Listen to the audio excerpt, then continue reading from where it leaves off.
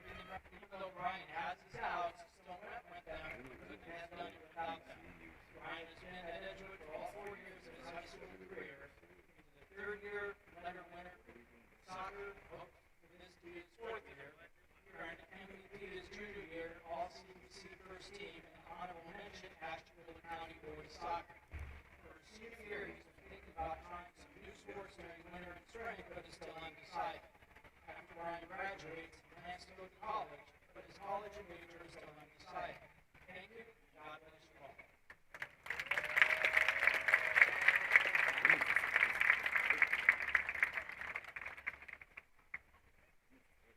Our last queen candidate is Adele Webster. Adele is the daughter of Wesley and Katie Webster. Throughout her time at Edgewood High School, she's been involved in many extracurricular activities, including French Club, youth philanthropy, and is currently a member of the Edgewood Marching Band. Its art continues to be an important aspect of Adele's high school experience, and is shown within the numerous awards she has received. Art is not the only thing she has excelled in, as she has led in band and academics. Adele would like to thank Mrs. Phillips for giving her a reason to smile every day and making her experience at Edgewood memorable. After graduation, Adele plans to attend Cleveland State University to study adolescent psychology.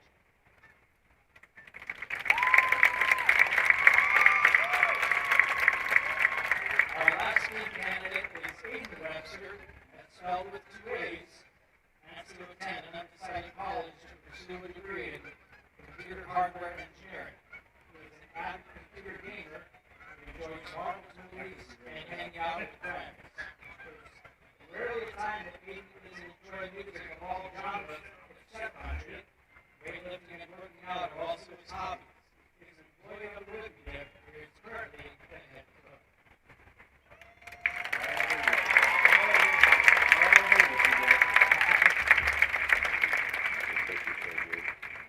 At this time, we'd like all of the parents and family members of the 2021 Homecoming Board to join your child on the field. Let's give them a hand.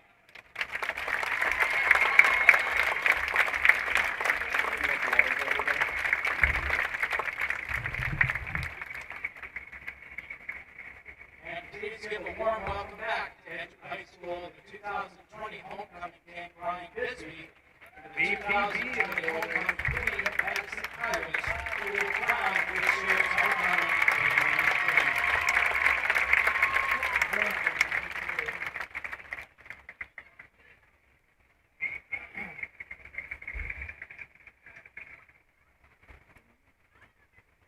Now it is with great pleasure that I introduce the 2021 Homecoming Queen, voted by all of the students at Edgewood High School. Congratulations to Jared Swatzer, 2021 Edgewood High School Homecoming Queen.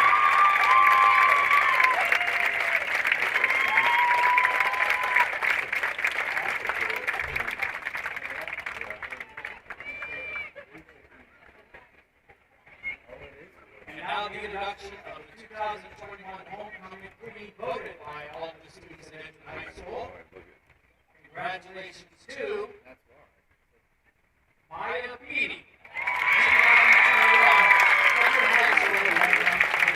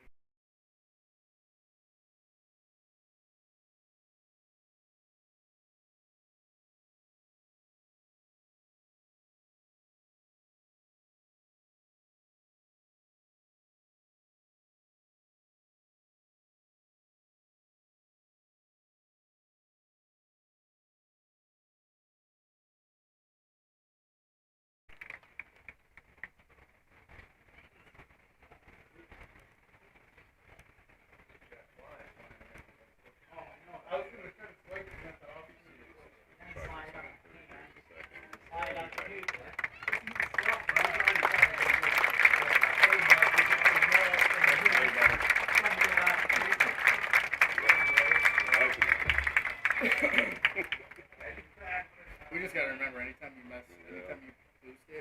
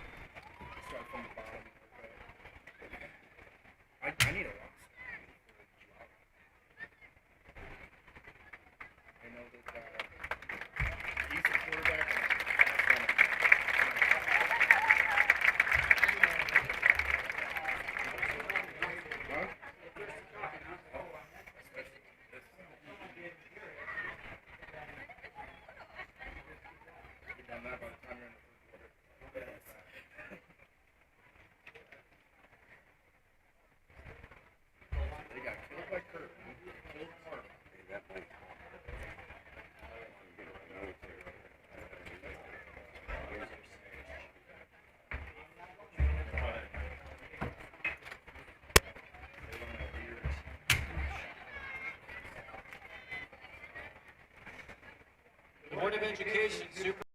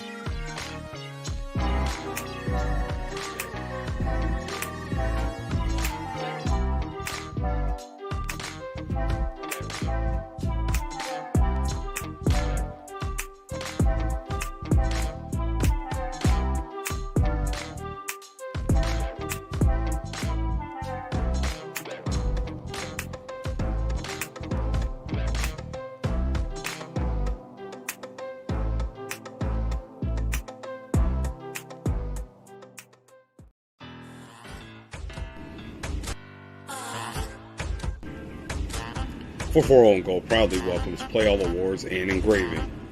Awards, they do them all at Play All, from trophies to plaques to all other things celebration. Play All has 2 on-site laser computerized engraving machines as well as thermal imaging equipment. Play All has been locally owned and operated since 1993. Check them out at PlayAllAmerica.com or check out their Facebook page at Play All Awards and Engraving. Visit Play All at 4542 Main Avenue in beautiful downtown Ashtabula, Ohio.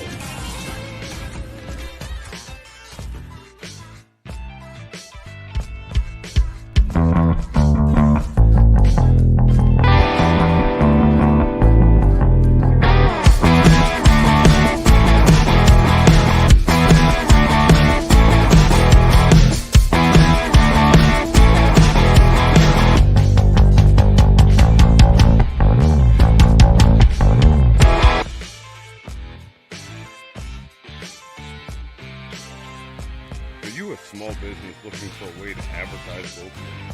You have a problem? 440 Gold has a solution. Advertise with us. 440 Gold can create custom advertisements like you see here. What better platform than 440 Gold to advertise with? 440 Gold will be awarding a $500 football and $500 volleyball scholarship to a local senior this year.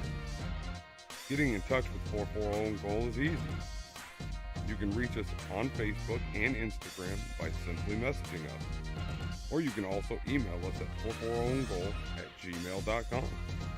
Don't wait, spots are filling. Again, message 440goal on Facebook or Instagram, or email us at 440goal@gmail.com for all the details.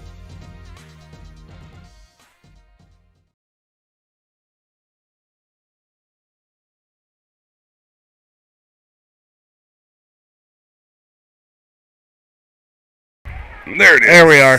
How we doing today, guys? Welcome into this live, beautiful broadcast. Beautiful evening for football. Where are we at? Beautiful downtown Edgewood, Ohio.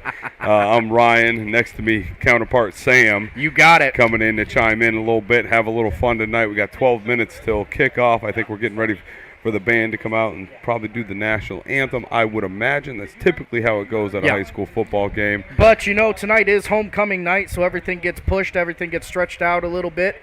Earlier on the broadcast, probably didn't get to hear some of it, but they did have the full homecoming parade, announced the homecoming winner. I apologize because I don't remember who the winners were. Neither do I. West Geauga got hit in the same traffic jam this guy got hit in, and they had to push the game back to about 7:15. But this is a very good West Geauga team that Edgewood's going to be playing tonight. Yeah, 3-1. 3-1 with their lone losses against state champion Kirtland. Correct. They've got a big win over Parma to start in week 2, where they go out there and really lay the hammer down. But one of the story for Edgewood tonight, and I guess I would call it one of the keys to victory with Edgewood tonight, is probably going to be keeping this West Geauga offense from blowing this game open from the beginning. Yeah. It's going to be a little bit – it's hard to catch up with these guys. So if you kind of slow the pace down if you need to, or if they're going to score, make sure you're scoring right with them. Yeah, that O-line's got to protect a kind of a fresh quarterback, we'll call it that, Tony Hall, who just came off a 208-yard passing. The young gunner. The sophomore slinger. Over 200 yards last game, 4 tutties. 207 yards with 4 tutties for the sophomore, stepping in against Orange, having a big game. He's going to need to have a big game tonight. And one of the things Warriors have going for them is the fact that they are healthy tonight. Yeah. This is an offensive line that's going to be able to play. They're putting their best out there tonight. Yeah, that O-line's got to do a good job tonight of protecting Tony Hall. Like we said, sophomore, Quarterback, second start of the year for him, so it's going to be interesting. But real quick, we're going to bring you over to the Edgewood Marching Band so all you band fans can watch them. We'll be right back.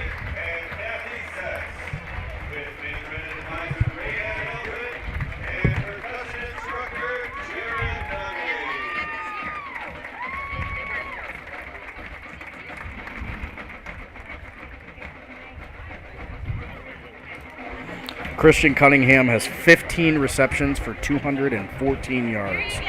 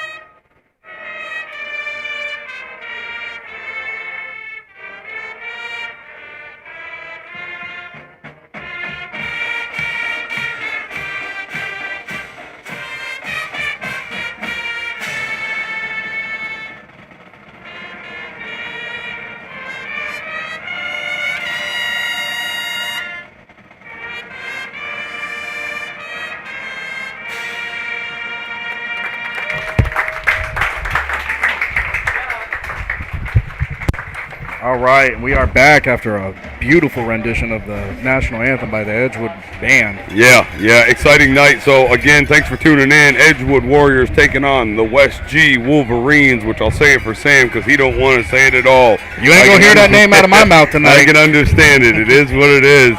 But yeah, so keys to victory, Sam. What were you saying earlier before we? So keys to victory for Edgewood. You're gonna have to keep that scoring intact, under control from the West Geauga offense. It's an offense that can get out in front of you and turn this game into a blowout right now. Yeah. In order for them to do that, their defense is going to have to step up. They're going to have to lean on guys like number 55, Big Troy Peterson, who is the defensive leader on this team. And I smile when I say that because I have taken quite a bit of flack because Troy was a preseason all-offensive lineman, not defensive lineman, and he now sits at 9 tackles for losses and 6 sacks. So I get Edgewood coming out here, but yeah, so the O-line's a big one for me. I'll tell you what, I'm going to do it, Sam, even though you laughed at me earlier. For Edgewood, keys to the game: score more points than West G. Here come your Warriors. And they are going to be led out by number 1. That's Isaiah Harris. And he's another one, key to the game. Isaiah Harris, Christian Curry, and Christian Cunningham. All 3 of those guys are going to have a night. Yep. Those receivers are going to have to catch the balls, and for them to catch the ball, that means the sophomore gunslinger is going to have time to throw the ball, and he's going to have to make the right throws. Yeah, Edgewood coming off a 42-7 victory, I do believe it was, over Orange last week. That's right. I think quite a few high hopes coming into this game. See what happens. West G definitely a little bit of a different squad than what Orange is. Yeah, this is a 2-2 team that is ranked number 15 in the region right now. So This is, for all intents and purposes, this is a playoff team. Yeah. You know, if playoffs started right now, this is a playoff team. So a couple county matchups around the county tonight. I shouldn't say county matchups, but a couple matches tonight. You guys see it on the bottom of your screen. Lakeside at Perry. Let's see, Geneva versus Kirkland today at home. Conneaut at Hickory. The one that is incorrect right now, though, Sammy, I think it's Sharpsville, but Jefferson taking on Sharpsville out there for their homecoming game. Jefferson Falcons taking on the Sharpsville Blue Devils. Yep, and obviously the Edgewood Warriors versus West G Wolverines. And then also St. John, I think the St. John's playing tonight against PV out in PV. So yes, they are. Stay tuned. We'll do our best we can to update you guys as we go this evening. Only 2 captains right now for the Edgewood Warriors, as you can see out there. Mm-hmm. That's number 55, Big Troy Pete, and number 1, Isaiah Harris. I call him All Day Zay. He's going to have a big game.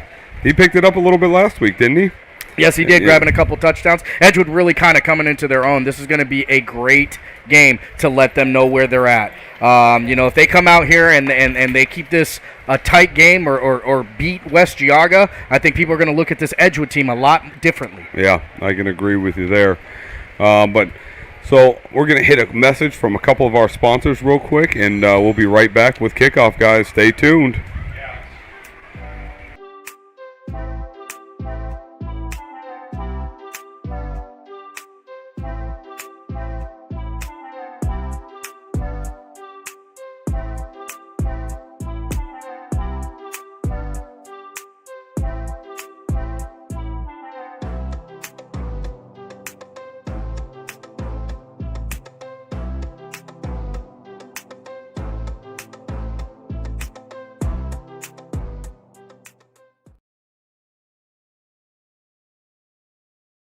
All right, folks, and we are back. It appears, don't quote us yet, and we won't know for sure until we actually we're going to have to see, but it looks like Edgewood's going to get the kickoff here.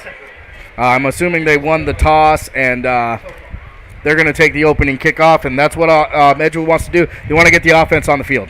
Speaking of offense, you want to go over that real quick? Let's throw the offensive starters for tonight's game. All right, so on the offensive side of the ball, not the O-line, just the offense there, Sam. Oh, hold on. Well, it's there. Offensive starters tonight at quarterback is going to be the sophomore gunslinger Tony Hall. His running back tonight going to be another sophomore. That's Zeke Lucas. At wide receiver is going to be Christian Curry. Number 11, who's actually number 1 now, Isaiah Harris. And number 3, Christian Cunningham, who has 15 receptions for 214 yards. He is the Warriors' leading receiver. All right, let's hit him real quick with the O-line. That one came up right. All right. Starting at left tackle is going to be Ray Brott at number 51. Number 50 is Nick Wyman. He's the left guard. The center is Nick Barger. Number 75. Number 79, Big Willie Cooper. He's the right guard. And number 55, we know him as Big Troy Pete at right tackle. Thank you. Oh. I muted myself. Thank you for that, Sam. Picking up the pieces. Somehow I put that image all the way up top left corner. What else? And here come the West Geauga other guys. Yeah. West Geauga other guys. You know what? I think what I'm going to do, I'm going to call them the Varmints. The Varmints. The Varmints. I refuse to say that terrible name ever for any reason. I wonder, you know what? I wonder, I don't think they had much time to warm up. I don't think they had much time to get this put together. I wonder what kind of advantage Well, I mean, they've been sitting there for half an hour behind the bus, but you're right. Sometimes being thrown off schedule, even if you do get ample time to warm up, throws your whole team off. Edgewood would do themselves well here by coming out, scoring very quickly, and just kind of punching them in the mouth. I can agree with Figuratively. you. Want to send a big thank you to the Edgewood Athletic Department and Edgewood High School as a whole for allowing us to come in and provide some coverage on this game, on the homecoming game. It's homecoming over here at Edgewood. We've got an updated score right now that I'm assuming that must be Sharpsville. Yep. Sharpsville 7, Jefferson 0, and that's in the first quarter. And for those of you watching, we would be very, very appreciative if you can let us know any updates that you have coming from around. Those of you who are attending the games around the area, particularly the Jefferson and the Lakeside games both. So back to receive the kick is Isaiah Harris. Isaiah Harris has already has one special teams return for a touchdown this year, and Curry, I believe, has 2. And we are underway. And that's a deep kick. Isaiah, no, that's going to Curry. He's got room to run.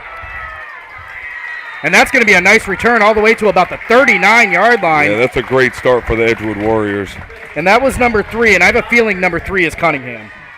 It is. I'm sorry, Christian. Listen, you and Curry are going to get mixed up for me all game long.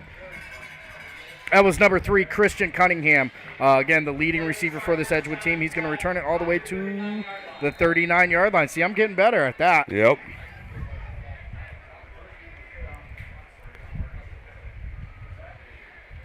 Warriors getting ready to take the field. This is a team of, some transition, some changes going on with the team this year. So, kind of a different look compared to last year where they were, very, very pass heavy. That can't be right. Yeah. That's not right. All right, in the backfield right now for the Warriors, that's going to be the sophomore gunslinger, Tony Hall. He's going in motion. There is a flag on the play, first play. And they are heading the wrong direction, and that is not what Edgewood can afford. What was that? Oh, wow. They gave him a delay of game penalty.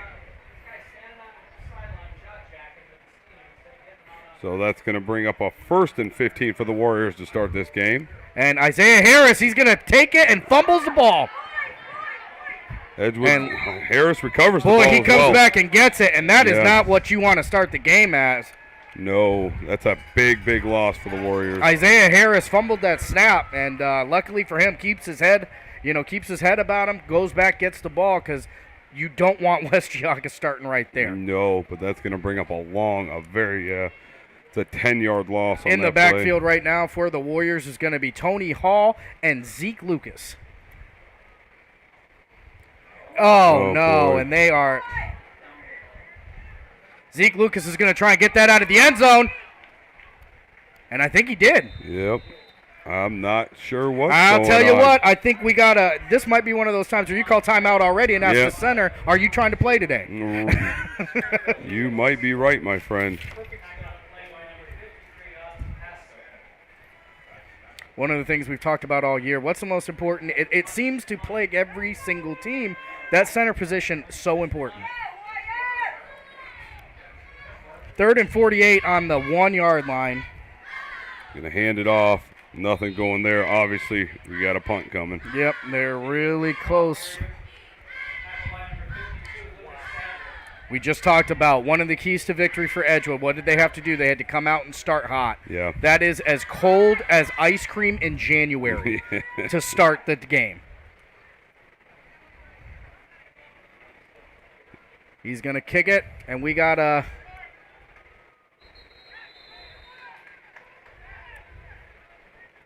They wanted a flag and on it. They want a flag because he touched him after the fair catch.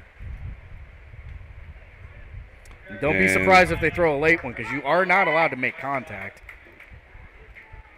I think what he was trying to do is one of the late fair catches.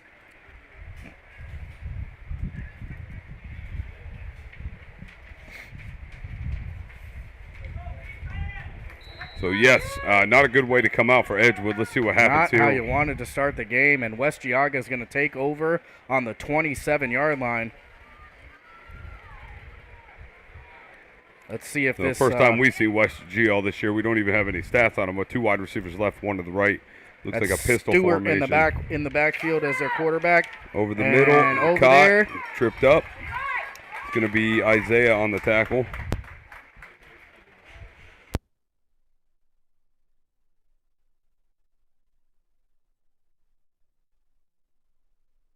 I'm in a move. Don't worry. I got you.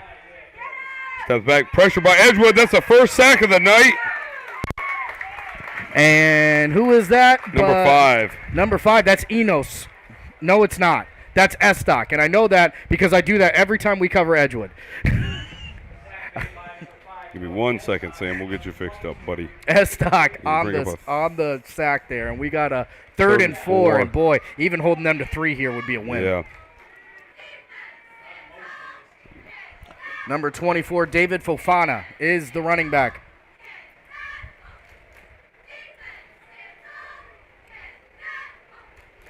In motion, they're going to get Fofana. Edgewood is back there. That one out, no chance. And listen, you can shake, you can bake, but they're hungry to eat. Yeah, it's 4th down.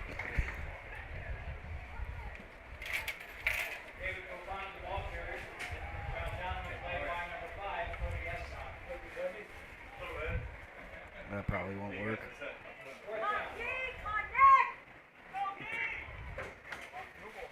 There we go. That worked. All right, good. Coach Bento, how are you? On the kick is number 17.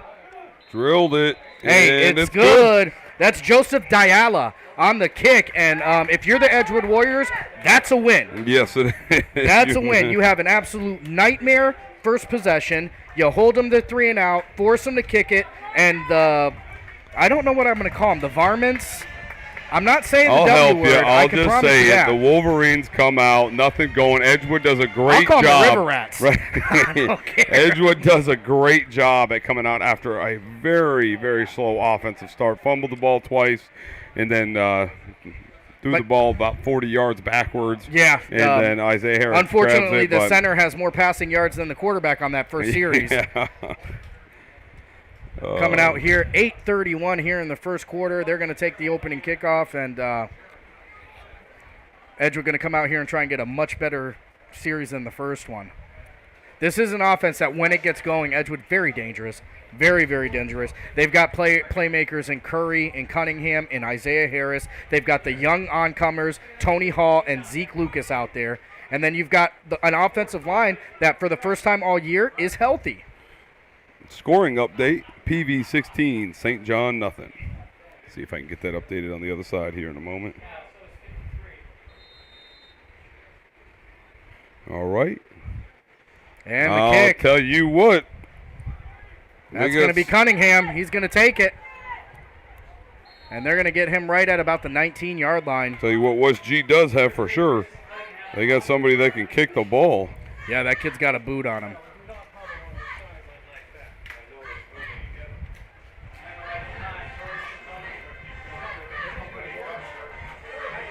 Now, Edgewood going to come out here, and I can only assume they're going to try and go back into an up-tempo. Let's get to the ball and start running this game.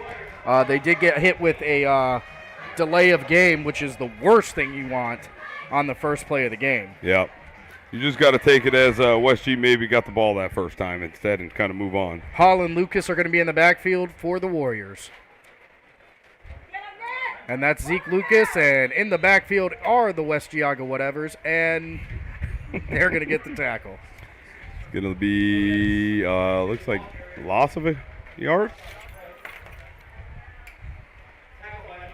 Now, you're going to have to establish some semblance of the run if you're going to get some passing yards on West Geauga. That's for sure. Yeah.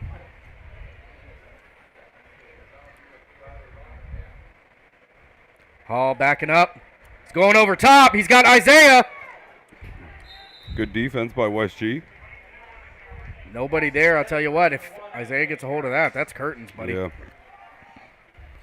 Hall showing, he can throw a pretty decent deep ball.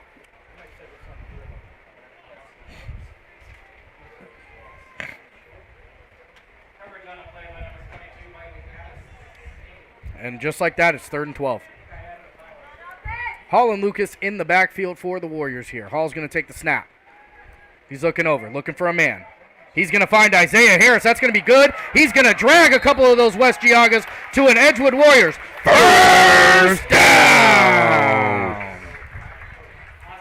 Isaiah was not going down. Absolutely he did not want to go down. He said, we're getting 4 more tries at this, whether you like it or not. Yep.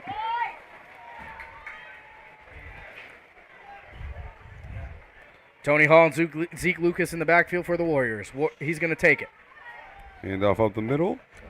And Lucas doing his best job of trying to drag a couple of these Geauga guys. And I'm going to tell you what, that is going to tire out this defense. Yep. These guys are hitting. Those legs continue to chop, and they're fighting for every yard. 7:28 left here in the first quarter. Tony Hall, the sophomore gunslinger. He's got the ball. He's looking for somebody downfield. He's going to throw it. He's got a man. Oh, boy. Just number 6, Christian outside. Curry. Just outside of his fingertips, and that would have been a candidate for play of the game. Yeah. 3rd and 6, and I'm going to tell you what, that kid can throw the rock.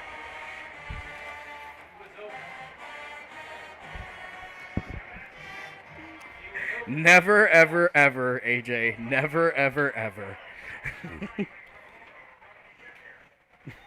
3rd and 6. Hall. There he goes. He's looking. Got a man. It's going to be short. And that is going to be number 4, who is Jacob Ernst.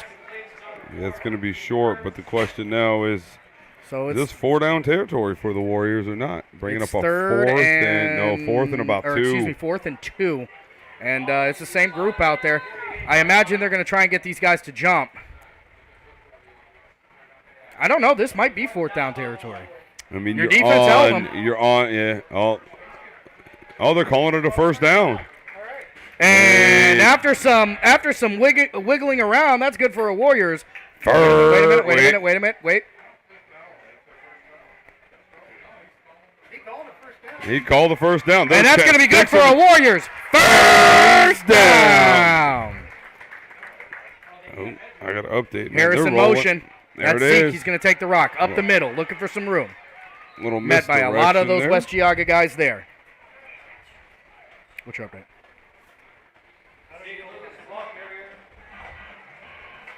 Melissa, you may want to make sure that you are not on 144p on YouTube. A lot of times you do have to update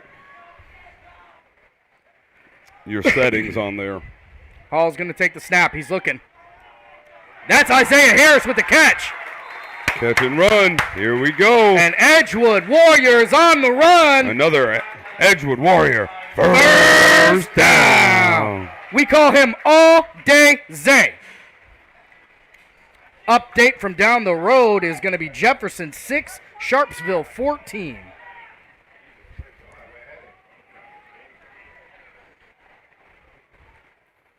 And Zeke is going to laying the hammer. He's still going. There's 7 guys on West G trying to bring him down. I want to tell you something about Zeke Lucas. Zeke Lucas is a nationally ranked weightlifter, and you see all that gym time right there in that run.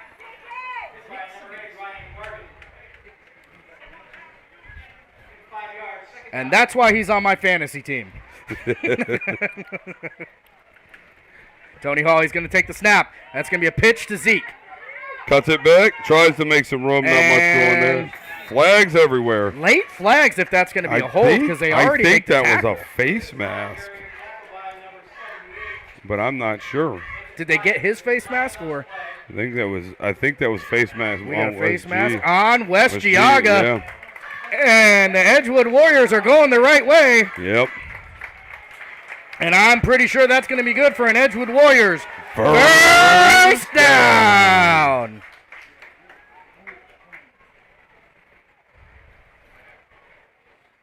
Tony Hall, the sophomore gunslinger, in the backfield with Freaky Zeke Lucas.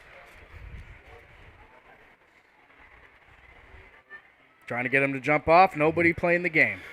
Tony Hall looking for an audible, looks like maybe, or a play. There it is. He's got the rock. He's going to break out. He's got a big rush on him. He's throwing the ball in the air. And that's out of bounds, so you don't have to worry about an interception there. Smart play by the sophomore quarterback. Going for his senior wide receiver there, it looks like. Is that And Isaiah? that's Isaiah Harris, and if anybody's going to be able to make that play, it's going to be him. Again, smart play by the sophomore quarterback.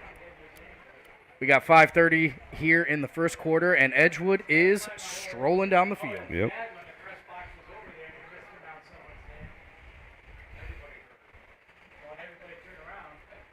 Tony Hall back to pass. And he pumps him. Uh-oh. Oh, boy. That's no good.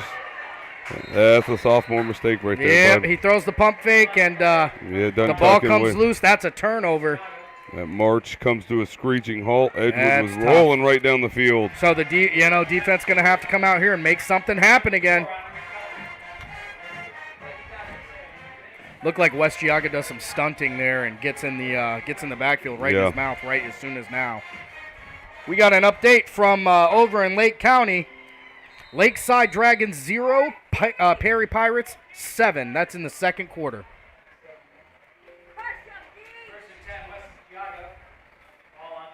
Hello, hello. These things are acting funny tonight. I think they're absolutely fine.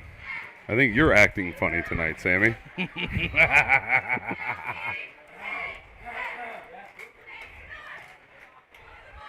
West Geauga's got the ball here.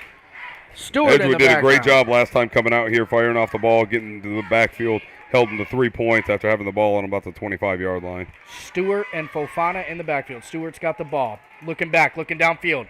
Nobody home. He threw that all the way to Chesterland.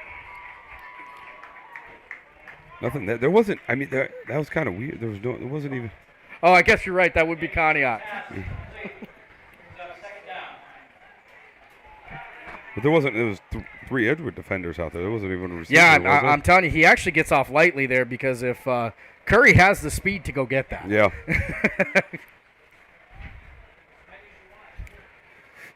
So West G coming out with a 2nd and 10 here. If I can get that updated, hopefully.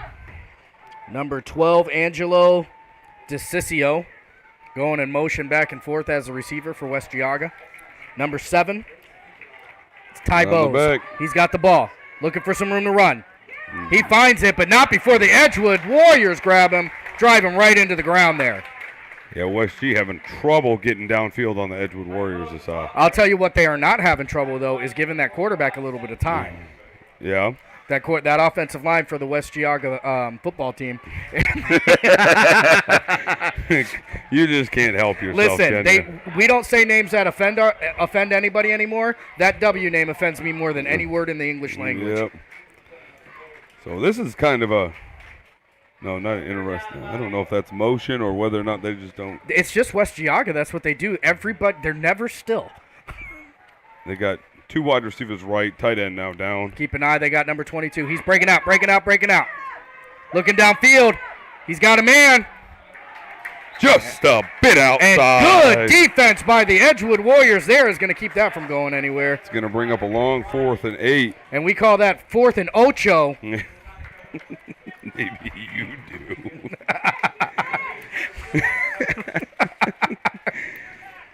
So I can't imagine they can do anything but punt. I mean, being on their own, what looks to be 30-yard line, maybe 29 or 31 by. Well, they got big number 52 out there. I'm assuming he's a blocker. Yeah, it looks like, is that Curry out back there? playing center field, getting ready to receive this. And is it 6 or 3? I can't That's number tell. 1. That's Isaiah Harris. That's Isaiah. And we've actually watched him return a punt for a touchdown this year. And a great punt. Good night. So West G's going to down that on Edgewood's own. Looks like to be about 18-yard line. The Warriors going to take over on offense. Listen, that was a monster punt right there. Listen, good night.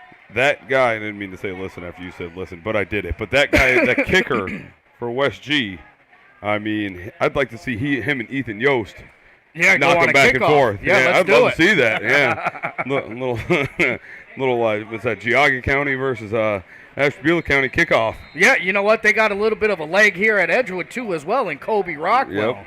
So let's get some see what these kickers are all about. Here comes the Edgewood Warriors offense.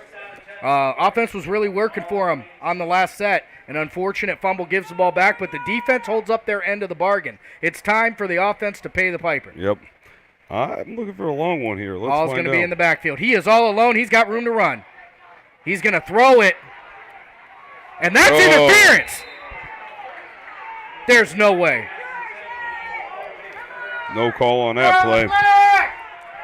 As you folks can tell. That's an absolutely awful call. Put him right back on the bus with West Geauga. I don't care what they say. That's interference every day of the week.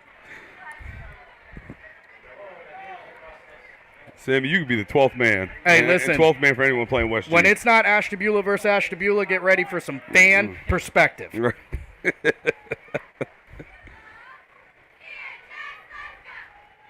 Hall is going to look. He's going to get some pressure. Boy, and that's what they're going to do. They're going to rush him.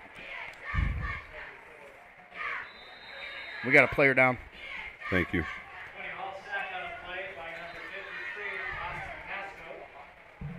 Whoever was down. We got a player down, brother. Where?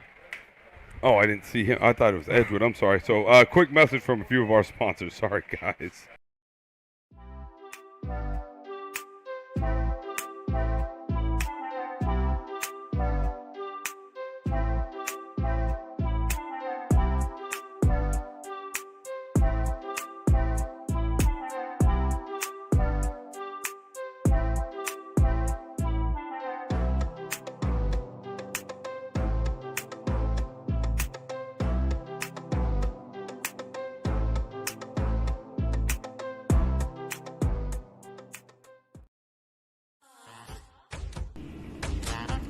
For Own Goal proudly welcomes Play All Awards and Engraving. Awards, they do them all at Play All, from trophies to plaques to all other things celebration. Play All has 2 on-site laser computerized engraving machines as well as thermal imaging equipment. Play All has been locally owned and operated since 1993. Check them out at playallamerica.com or check out their Facebook page at Play All Awards and Engraving. Visit Play All at 4542 Main Avenue in beautiful downtown Ashtabula, Ohio.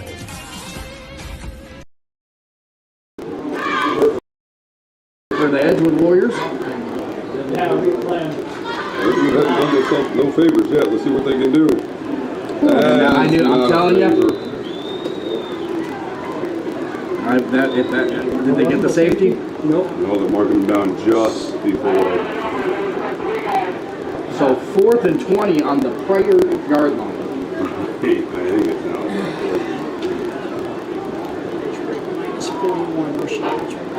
Minus 21 yards total for Edgewood rushing. He's going to boot it, and that is not a good one. Not a good one. What's she going to take over with amazing field position? He's not a punter. Mikey! I don't think he even practices it. Because they've always had the quarterback do that. Can Rockwell not kick? Rockwell? Scoring update for you. Your Geneva Eagles 7, Kirkland 7. That's a big game right there. It's Geneva's homecoming. No, it's not. No? Sorry. That's why we're here. This is a homecoming game. Next week is senior week for them. And then on the 8th, they go against the West Geauga, this West Geauga team for their homecoming game. And we will be there for both of those games. Well, West G coming out. See if this Geneva defense can come out and stuff it again for the third time. Stewart's got the ball. He's going to give it to Fofana. Fofana's got the ball, and he gets airborne, but not the good way. Put a flag. And is he, what's he getting? Ball carrier. Tackle on play by Isaiah Harris. Number 1. Flag button. No, they didn't call flag. Sorry. No flag.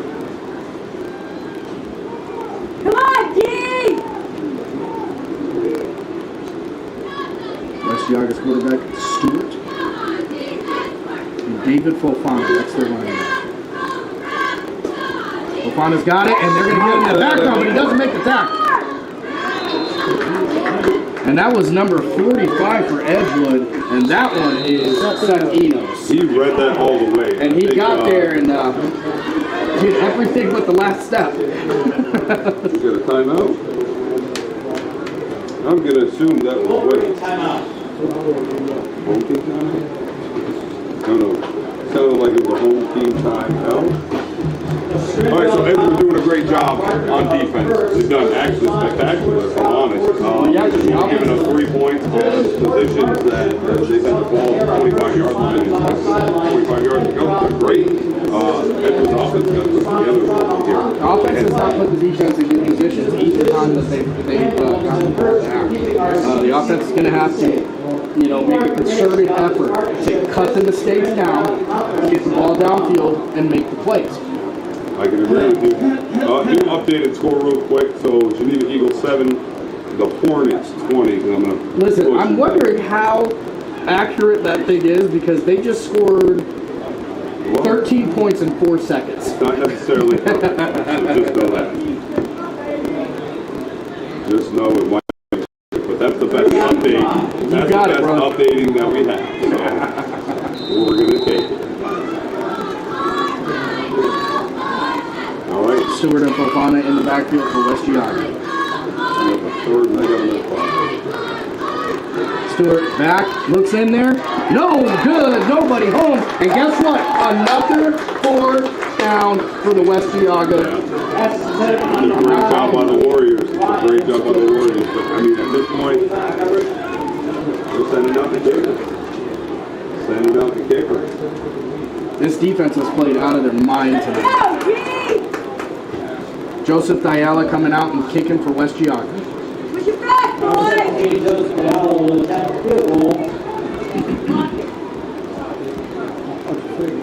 Another updated score from around the way. Lakeside 0, Perry 14. Second quarter. And It's good. that's good. He went good. It's got a foot on him. Sure, he's got a leg on him. So with that, it's 6-0 in favor of West Geauga. Yeah, like I just said, though, I mean, Edgewood's defense has been tremendous. My grandfather used to say, tremendous. I mean, they come out 3 straight stops, help West Geauga 2 field goals. Don't lie, they help out for Tony Hall, Tony Hall, help himself out. Yeah. Well, you know what? Edgewood has made some big plays, but for every one big play they make, they shoot themselves in the foot. Almost immediately after. And it's not penalties. There's only been 1 penalty, so 2 penalties. 2 penalties, but you've got snaps that have gone wrong, sacks that are given up. You have a terrible no-call penalty. Yeah. But you can't let that stuff do it because unfortunately the refs can't make a bad call every time. You got to work past it. So West G's looking to kick the ball off here. Something's wrong with our audio. Yeah, I got it muted. Sorry. Yep, I do that from time to time as well. I'm doing a lot of talking for the last 10 minutes. No, it hasn't maybe that long. Maybe. It was really good quality sound too. West Geauga going to kick off here. Edgewood coming out looking to score. The offense is, they've got some big plays. Some plays have been working for them. Got to stop shooting themselves in the foot, and they're going to kick a low line drive. And they kick it to Ernst, and I don't think they realize Ernst is an athlete. That and I don't think they planned for that to go right into the breadbasket for Ernst. Yeah, he picked it up, snagged it like it was a baseball, a hot. Well, we saw last week when we covered the Geneva Eagles and the Lakeside Dragons how much those kicks can actually change the way the game is going. Another updated score from around the way: Jefferson 6, Sharpsville 21. Let's see what Edgewood can do. Maybe third time's the charm. We'll find out. Hall and Zeke Lucas in the backfield for the Warriors. Hall's got the ball. Giving it to Zeke Lucas, and he is met by a whole gang of West Geauga players. Yep. Looks like we got another man down. And we got a kid down. Yep. All right, so with that being said, yeah, Dean, our mics, I messed up. I'm sorry. I hope you're doing good overseas there, buddy. We'll talk to you here in a couple minutes.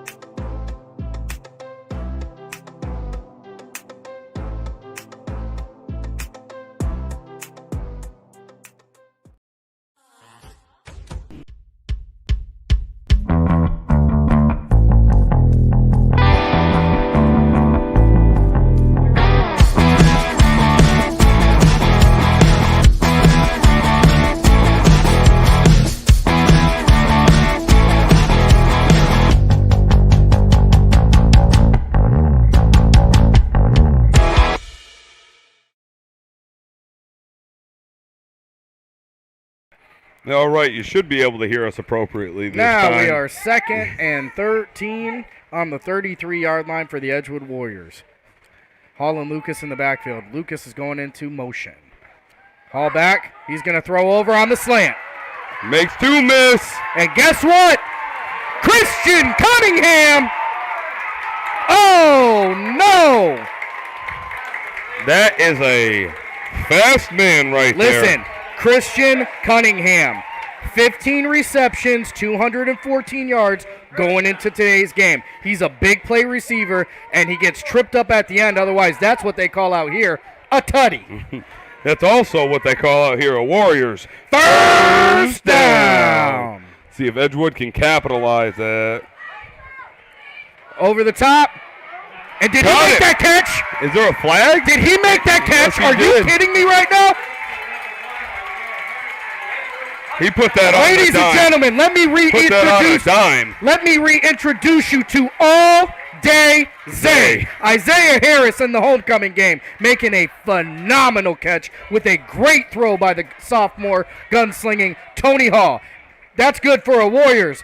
Touchdown! Warriors!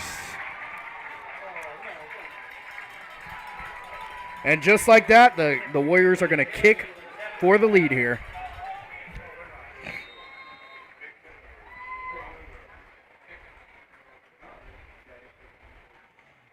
Hey, Coach Crockett.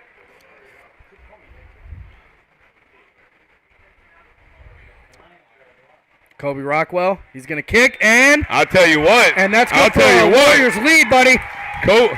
Can you smell what the Rock is kicking That's right now? right. Because that kick compared to the first one we've seen in that preseason game, he's made a few improvements himself. I think somebody's been doing some squats. So your Edgewood Warriors now on top of the West G Wolverines, 7-6. Thank you, Sammy. An updated score from around the area right now. PV 24, St. John 0.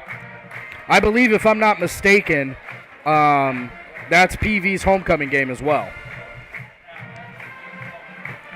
And the Edgewood Warriors, with 1 minute and 12 seconds left here in the first quarter, have their first lead of the game. I think Edgewood may have figured out a little something, that little cross, I'm going to call it a crossing route going across the middle, and Hall with the cannon that he's got just slinged it right in there, right on the money.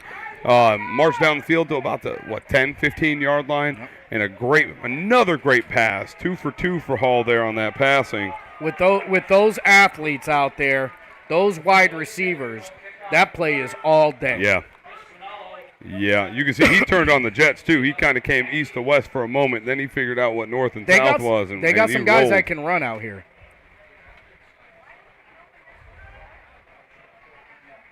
Edgewood Warriors Kobe Rockwell getting ready to kick.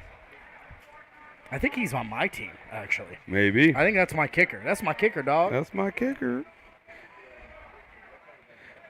Let's see. Can you smell what the Rock is kicking? I'll tell you what, he got a little better. He's going to take it. That's number 9 for West Geauga. And they are going to stop him. About the 33-yard line. That was Torrey Stazone for West Geauga on the return.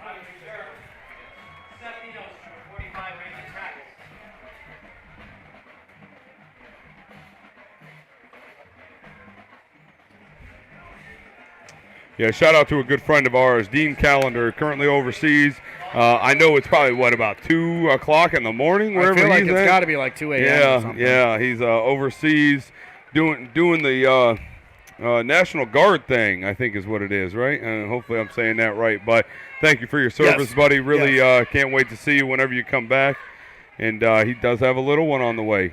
So congratulations on that, boss. So as you see it, 106 left in the first quarter. The Warriors 7, West G 6. Stewart's going to back out. He's looking, and nobody home. Nope. And I'm going to tell you what, you see big number 55, that kid's a menace. He's in the backfield almost as much as Fofana. Yeah, coming in hot.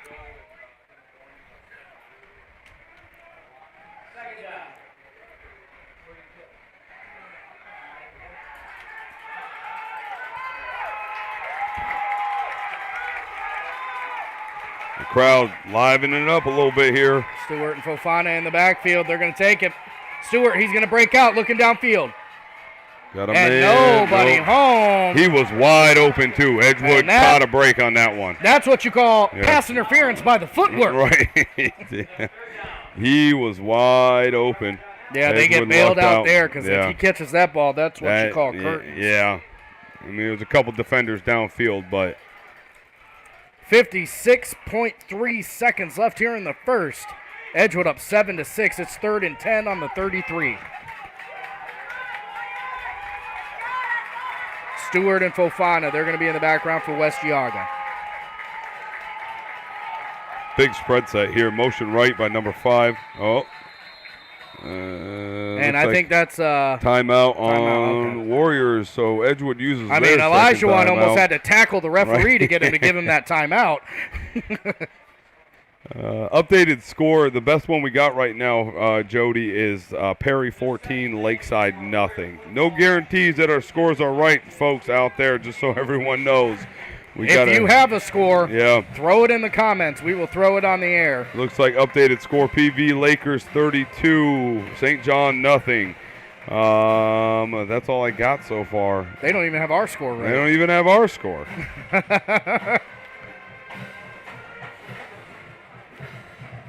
This Edgewood defense has played a good game so far. They flirted with disaster on that last series. That pass, fortunately for the Warriors, gets dropped. 14-0 in favor of Perry with 4:35 left in the first half in the Lakeside Perry game. That's something where I'm not sure how they got Isaiah Harris out of coverage there. Yeah, sorry, I am listening to you, Sam. I was just updating it the best I could down there for everybody. Well, let's see what happens here on a 3rd and 10. He's breaking out. There's a man wide open downfield for him. And looking for a holding call, but nothing going to get called there. That's going to be good for a West Geauga first down. That may be West G's first down of the game. I think you're right.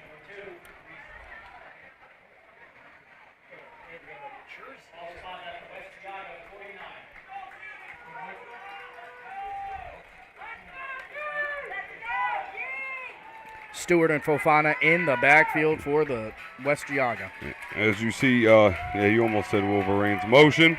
Handoff right up the middle. He's got a Fofana, gap. and he's going to slip back, and he's down after about a 5-yard run.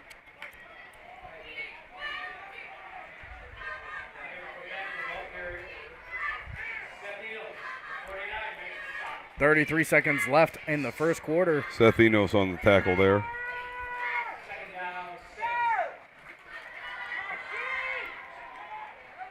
They're going to run in the gun. It's going to be Stewart and Fofana. I can't believe West G hasn't used one of their timeouts yet.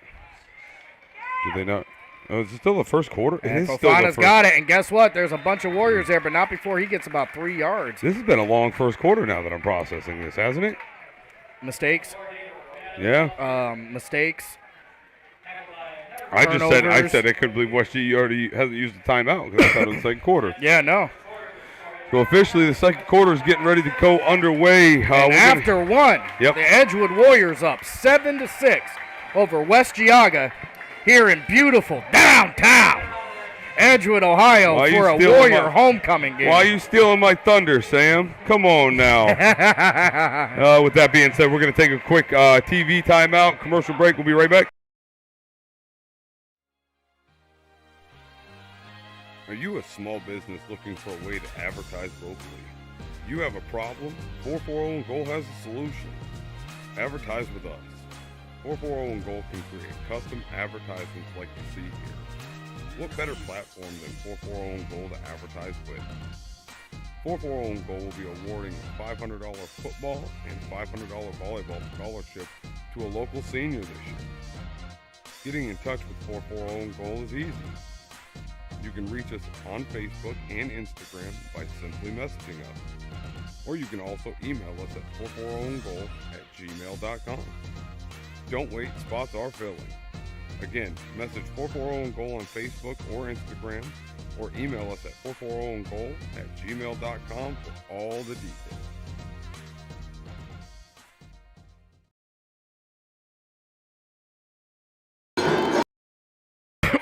All right, folks, and we are back. And as you see, if you're just tuning in, the Edgewood Warriors lead West G 7-6. We just started the second quarter. I even have the Q2 up there.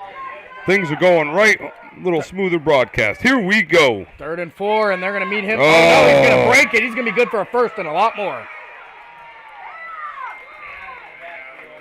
Yeah, they had 2 men on him. But the problem is they got hands on him and not arms. That's right. You got to make the tackle, not just the effort. It's going to bring up West G first down. And that is David Fofana. Number 5 is going to go into motion. Stewart, he's out. He's looking. Interception! Oh, flag on the play, though. If they call that pass interference, I'm going to lose my mind. There's no way. There's no way. Yeah, it looks like it's offensive. Okay. But you are right. It was almost a interception. I think, was that Harris right there? That was Harris. You don't want to play with that fire. Well, I mean, he starts at wide receiver. I'm sure he can catch it on defense, too. Listen, he'd have turned that into a 99-yard return real quick. Bring up a 2nd and 15.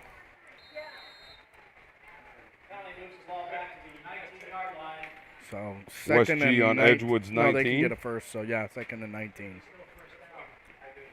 Or 1st and 19. The counter. And he's not letting go. And that's a great effort by number 55, Troy Peterson. Yep. Saves that play from going anywhere because Fofana has shown, give him a couple steps, he's gone. Right. Looks like they got back to the line of scrimmage at best. Is that what I'm seeing? Yeah, they gave him a yard. Yeah, about a yard he's going to get on that, but not much more.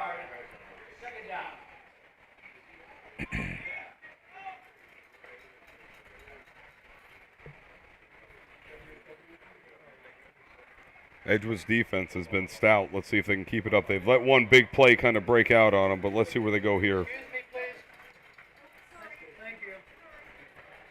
That's all. 12's going to go under. The right guard was out. There he goes. He's in trouble. He's got room to run, though. I'll tell you what, that was a false start on the offense. The right guard moved early.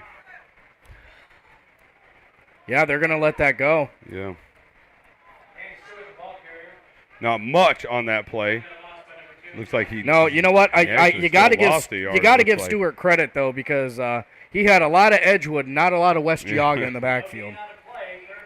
Yeah, still no gain on that play. 3rd and 14. 10:46 left here. It's 3rd and 14 on the 17-yard line. Stewart, we got a new running back in the backfield. Number 2, Dan Faber.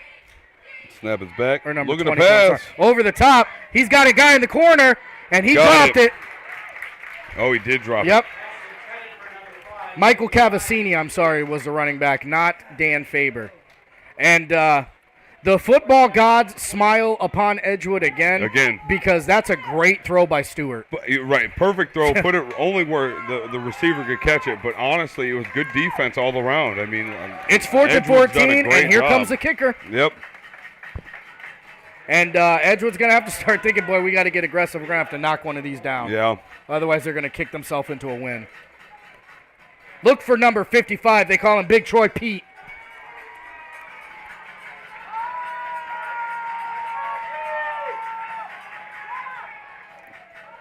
No good. No good. No good. That's what Edgewood needed. And no good.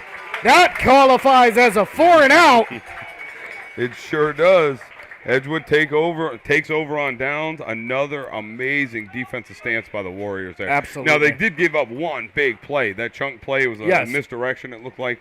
Well, you know, a couple missed tackles is all it took. Right. The kid had his feet chopping, and down the field he went. Edgewood figures out a way to get the defense back in gear, stops it, no good on the field goal, and here come the Warriors.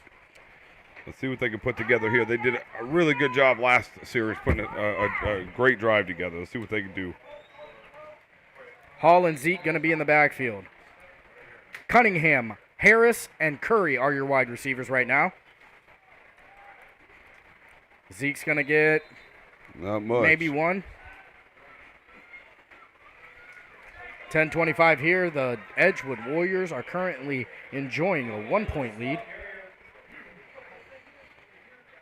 I gave him a yard. I don't know if they did or not. Oh, no, he got 2. Did he? Yeah. I'll try and update that here in a moment.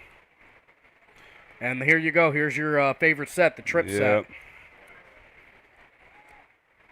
Oh, and that's going to be out of the reach of Zeke Lucas. Bring it up. You know, that's sometimes those screen passes and those underneath routes are another one. They're confidence builders is what they are. Yeah. You turn them on. Mm-hmm. So let's see what the Warriors do here. That was a fast on 3rd down now. That was a fast 2 plays right there. Yes, it was. And before you know it, it's 3rd and 8 on the 22. Oh, did he lose the ball? I think his hand got hit. That was tough to see. No, his hand was moving forward, so it's going to be an incomplete pass. But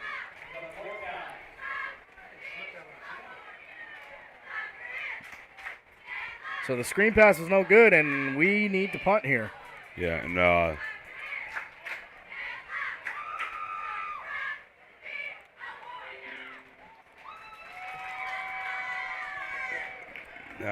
a good punt, but and they're going to get the Edgewood roll.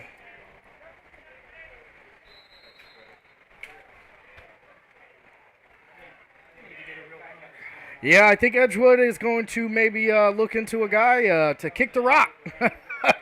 Quick updated score. What is it? Kirtland Hornets, excuse me. See how easy it is to mess that stuff up? Kirtland Hornets. 23. Eagles 7.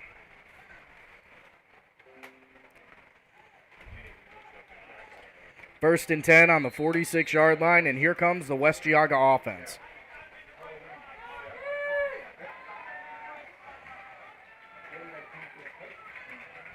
Danny Stewart, the quarterback for this West Geauga team, with David Fofana as his running back. Fofana, nope, Stewart's going to keep it.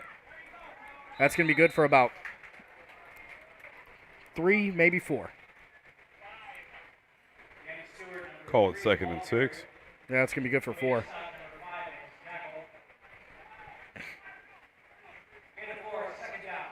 Second and 6 here on the 42-yard line. 9:26 left in the second quarter.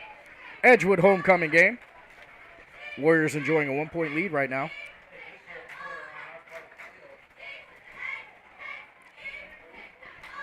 Stewart's going to break out, and we got a flag.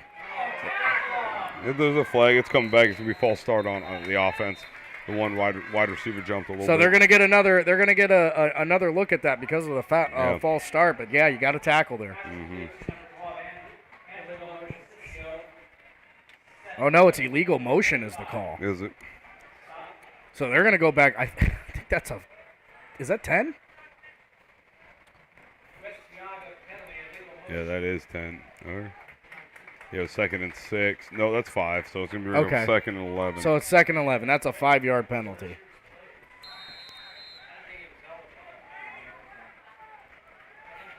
West Geauga's Stewart and Fofana in the backfield. Fofana's going to go in motion. He's looking for him on the screen. And he's going to drop it. Yeah, you got to be careful with that. That's a I'll smart tell you play what. by Edgewood. That was close. You ain't that kidding. Was close. You are not kidding. Being a backwards pass, that was really close. They called that ball dead very quickly because they knew somebody was going to get boomed on that. 3rd and 11 for the West Geauga Wolverines. Warriors coming out, another great defensive stance. Let's see what they can do here. Tell you what, Stewart hasn't thrown one downfield in a while. Look for him to throw it here. Yeah. Here's trips to the right, one wide receiver set left. I'm telling you, they've had it open a couple times. Mm-hmm. Fofana and Stewart are in the backfield together. There he goes. He's going to go back over the top at that safety, and too much on the pass. Yeah, he was open, though. He was open. It's a great defensive stance, though, by the Warriors to bring up a 4th and 11 for West G. And another 3 and out. I mean, all Edgewood's given up his field goal so far. Edgewood has had a lot of chances to score in this first half, though. They really are going to have to start capitalizing on a couple more of these scores. Yeah, well, one of my favorite parts of the game is the halftime adjustment. Some people don't think there is that much of an adjustment, but. And look at the boot. Look at the boot. Gonna roll. Get in the end zone. Just into bounds. It'll be a touchback. That's the actual definition of out-kicking your coverage, right there. You don't see it too often in high school. There it is. So Edgewood going to take it on the 20.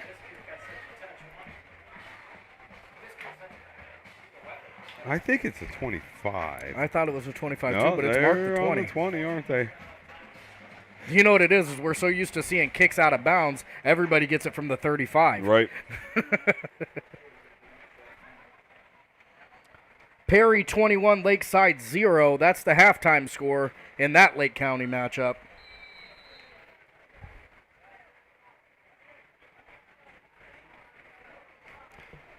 There's that trip set. Look for the screen again. That's what they ran it out of. Tony Hall, he's looking. He's got Zeke. Zeke's looking for the corner. Just couldn't make And that's it. I'll tell you what, you got to be careful tackling that high on the neck. Yeah. That's one of those things that the referee's got to do a real, you have to nip that in the bud right now. I don't even know. Is horse collar attack, is that a call anymore? Or did they get rid of that? That was a 4-yard loss, 4-yard loss. It's 2nd down and 23? 14. Run up the middle. Nothing going.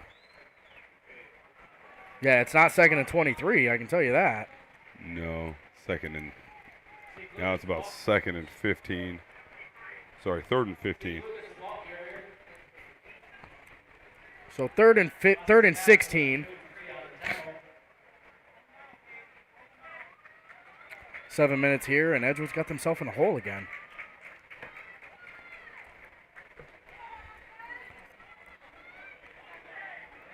Uh-oh. You got to get rid of it. Well, we got a holding. They're going to decline that for sure. That one's...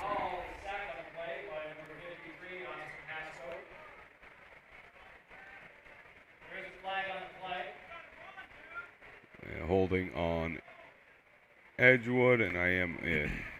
Yeah. Yeah, they're going to decline that, and it's going to be a 4th down here. And unfortunately, the punt is going to still probably keep Geauga in good position there. Yeah.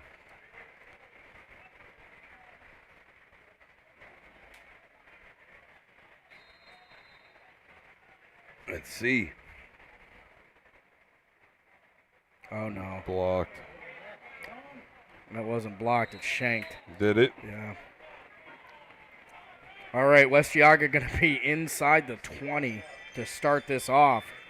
And I'm telling you what, I think you might at halftime start having to talk to people about punting. Yeah. Like, I don't know. I mean, we've covered a Edgewood game before, and they always punt right out of that most shotgun set. That's what every high school step team does back. that anymore. Every high school team just does a quarterback kicking to be their punter. But I mean, what's wrong with just throwing the punter back there? Yeah, get a punter and let you're giving up big time. Yeah. But maybe you may have this may be a time where the quarterbacks are the only ones who have punted. Yeah. All year. But West Geauga, 1st and 10 on the 15-yard line now. Yeah, they've had great ball position all night.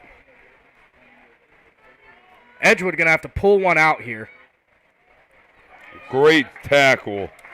It's gonna be number looks like 13. I can't tell. 45. I was way off. Not even 45. Close. That's Enos for sure on the tackle. Yeah.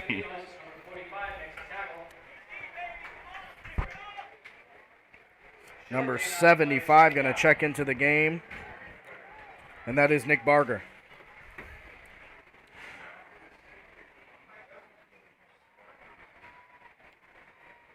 Oh, my boy. Listen, Zeke. Good night, man. That kid hits with evil intentions. I love it. Zeke Lucas with an absolute smacker of a hit. And 77 for the Warriors. He's going to check back into the game. That is Peyton Newsom. 3rd and 6, just like that. Yep. For the West Geauga.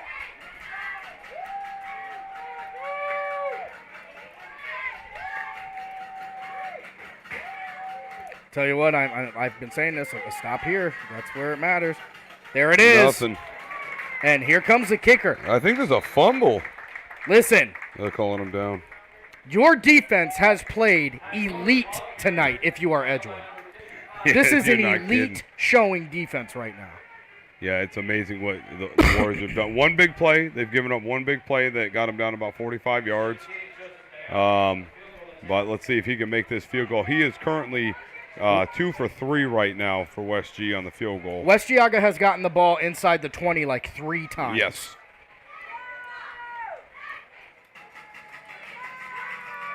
And that's blocked. Pick it up and run it. Hey, guess who still's got the lead? Was that Zeke Lucas on the return? Yes, it was. You didn't see who blocked that, did you? I did not, sorry. And there's a big block, and they're looking for some crowd interference here. The Edgewood offense is back on the field. You get to start again. You got to play smart here. Give Hall. That was Troy Peterson on the block. Sounds about right. Who else would it be? He probably fell into the ball. He probably just stood upright. Just happened to be the right place at the right time. All right, Zeke come on, Warriors. backfield. Put something together. Zeke's going in motion. Hall's got the rock. He's going downtown. Oh, I'm telling you what, that's there. That is there. That was a great pass. That's Christian Cunningham. Christian Cunningham is somebody that, we really didn't talk too much about, preseason this year. He has really shown to be a fantastic player for this Warriors team. And it looks like we got a West Geauga guy cramping up. Another one down. Quick moment for a quick TV timeout. We'll be right back.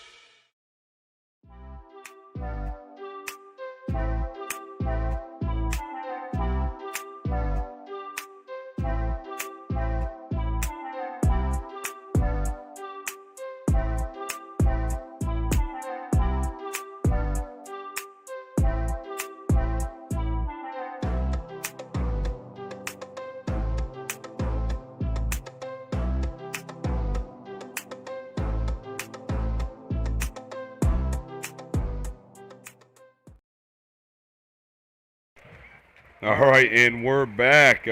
West G's player walks off the field himself under his own power, so good news. Gonna go get him some pickle juice to get rid of those cramps. Is that really a thing? Is that really a thing? Hey, as far as I know, it is. Yeah. Gives you the electrolytes. Anyone and all out the there that salt you can need. validate that pickle juice will help with cramps, please let us know. All right. That's gonna be Hall and Lucas in the backfield for the Warriors.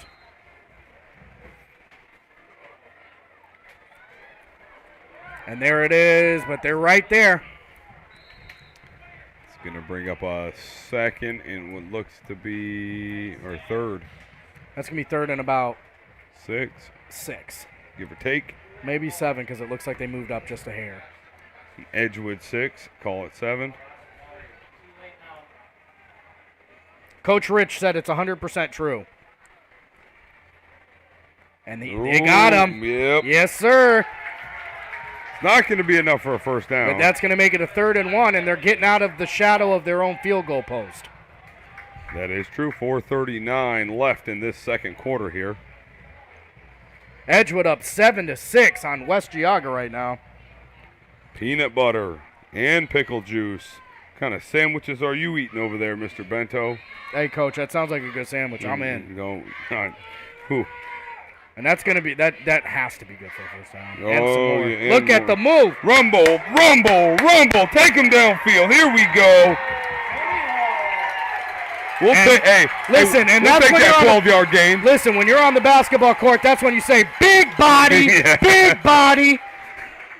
Oh, that whole Edgewood O-line just kept rumbling, Go out stumbling, there bumbling. and flex on those guys, Yep. the Warriors are doing. Looks like we got another West G player down. Well, so Edgewood showing signs of life here. Their offense has been a little stagnant, minus the one drive. But as you guys see the score, Edgewood 7, West G 6, 4:26 left in the second quarter. Don't forget, if you're over on Facebook, please follow and share the stream. Lost sound. Nope. Oh, no, I got sound over here. Yep. Nope. Just because you lose sound doesn't mean. Well, no, that- just keep telling us. Right. Matt. Yep. No, I did it once. I'm going to correct it again. Okay. Don't worry.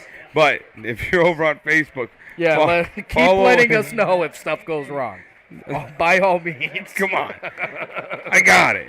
Follow us and share the stream. If you're over on YouTube, help us get up our subscribers over there by subscribing, hitting that notification bell. That way, anytime 440 and Gold goes live, you are able to join us. And if you are interested in making a donation to what we're doing, streamlabs.com/440 and Gold. You can leave us a donation on our tip page. And after all that movement, that's going to be good for a Warriors first down. 4:26 left here in the second quarter on the 32-yard line. Let's see if they go in motion here. Hall and Zeke in the backfield Yep. for the Warriors. Zeke's going into motion. Looking for that quick flare out. Nothing He's going. throwing it. Go get it, big fella. You What got a it. catch! What a catch! Wow. Listen, it's Wow. not all night. It's not all morning. It's not all evening. That's all day Zay. Isaiah Harris with an absolute monster of a catch. Pushing Edgewood right on down the field for another Warriors First down.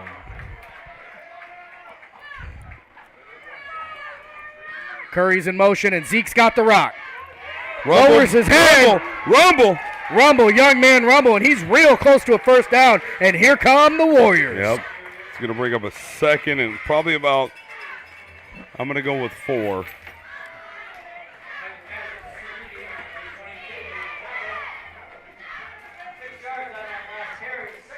Tony Hall and Zeke Lucas in the backfield. Curry, Harris, and Cunningham are your receivers. Motion left. He's looking. Nothing. Got to get rid of the ball. You got it. I mean, he's wide open over Yep. there. He's wide open. You got to throw it, man. I'll tell you Just what, got the to make the defense is decision almost and go. daring the quarterback to run. Yeah. They're leaving him lanes. You know, that's just something that a young quarterback has to be able to, be confident enough to run with. Right. He's very confident in his arm. He'll let that thing fly all day. Brings up a little bit of a longer third and I think 9. Hall, he's going to throw it, and nobody home. Just a bit outside on that one. 4th and 10. So, do you go for it? You got 2:55 here. Your defense has played absolutely. I mean, I'll be honest with you. Even if they turn the ball over at this point, it will be the longest stretch that West G's probably going to absolutely all game. Yep, you got to do it here. Make the play. Make a smart play. You got to get 10, not 30. Hall's going to take the ball. He's back. And he throws it way, way down. Is that picked off? Good. That's better than the punt. That's going to be intercepted in the end zone, so West Geauga is going to take it over at the 20-yard line, which, if you didn't hear it in the background, that may have been the best turnover of possession that they've had this game. So, I mean, that's one way to do it. It's not going to help anybody's fantasy team, but it is going to put them in decent field position. Yes, it is. All year.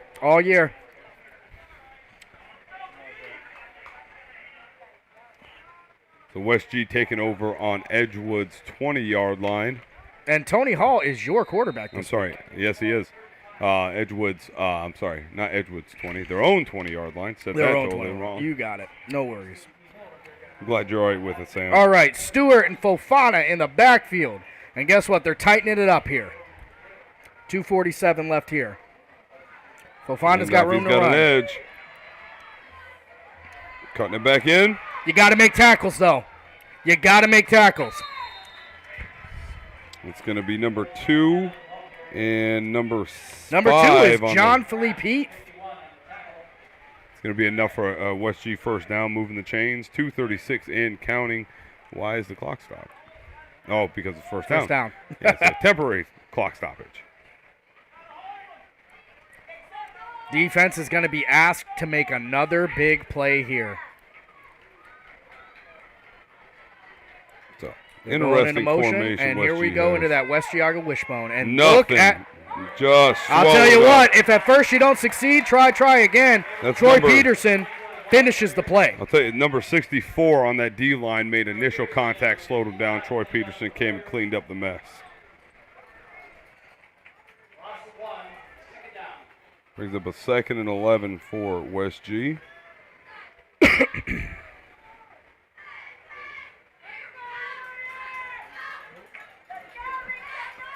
Stewart and Fofana in the backfield for West Geauga. 2nd and 11. It's 41-yard line. And he's going to hold it. He's got a man wide open. Wide open. You got to make that tackle, though. Tried to put him in a spin cycle. It was a good move, listen, but that was a good open people are going to talk about that and how ugly that tackle was. That's a touchdown-saving jersey it is. tackle. Yeah, you are not kidding. Looks like we're going to have... Timeout, Edgewood. Yeah, interesting timeout. That should be their final timeout of the... Yeah, he holds on first to and that. second He holds quarter. on to that jersey for dear life because if he just for 1 second lets go of it, that's a touchdown all day long. Good moment to hear a message from a couple of our sponsors. Be right back.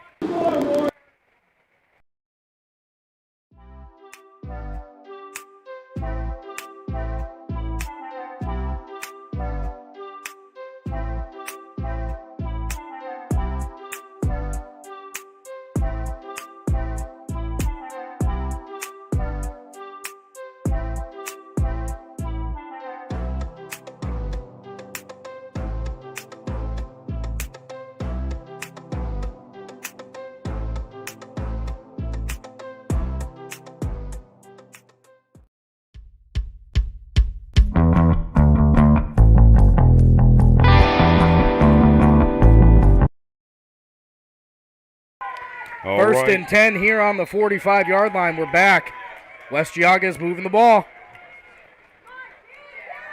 Stewart, he's going to break out, looking downfield. Oh, No good. Pass broke up by Isaiah Harris. trying to jump that route almost. He was right over top of that wide receiver. Well, Seth Enos was the shadow on that route as well. Double covered.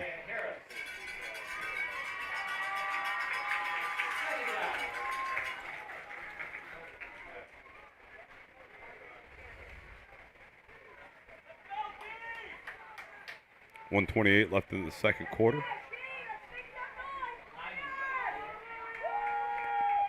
He's going to break back and over the Screen. middle, and that's a nice play. Edgewood's still right there. And they're doing their best impression of Edgewood. They're pushing forward. Good for West Geauga, first down.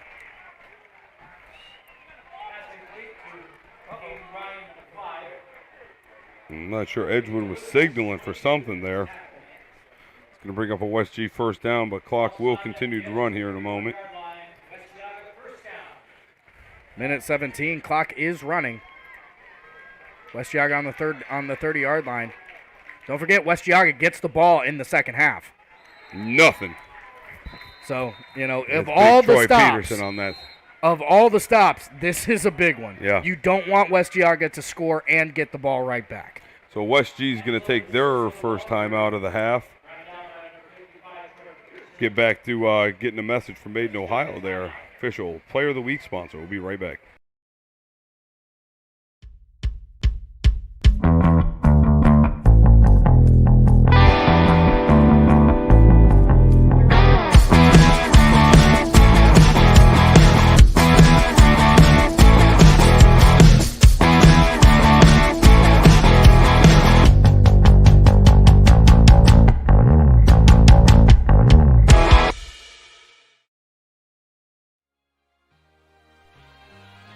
Are you a small business looking for a way to advertise locally? You have a problem? 440 and Goal has a solution. Advertise with us. 440 and Goal can create custom advertisements like you see here. What better platform than 440 and Goal to advertise? And we are back. It's a big moment here. West G first and 10 on Edgewood's. Looks about the 30-yard line, about 32-yard line. West G's marching though. Stewart's going to break back. He's looking over the top. Oh! That almost hit number 6 right in the face mask. I'll tell you what, if that does get intercepted, I don't know whose fault that is. Right. Because the receiver booted it.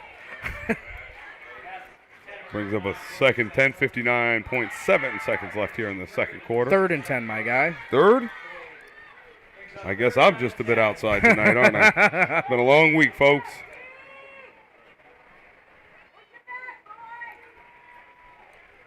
Stewart taking a deep drop.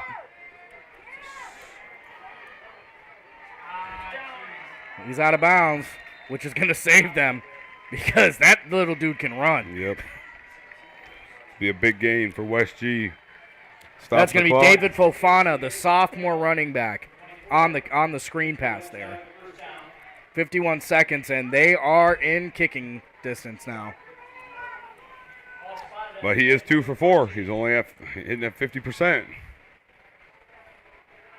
They look to have found something that works. Edgewood's going to have to dig deep here.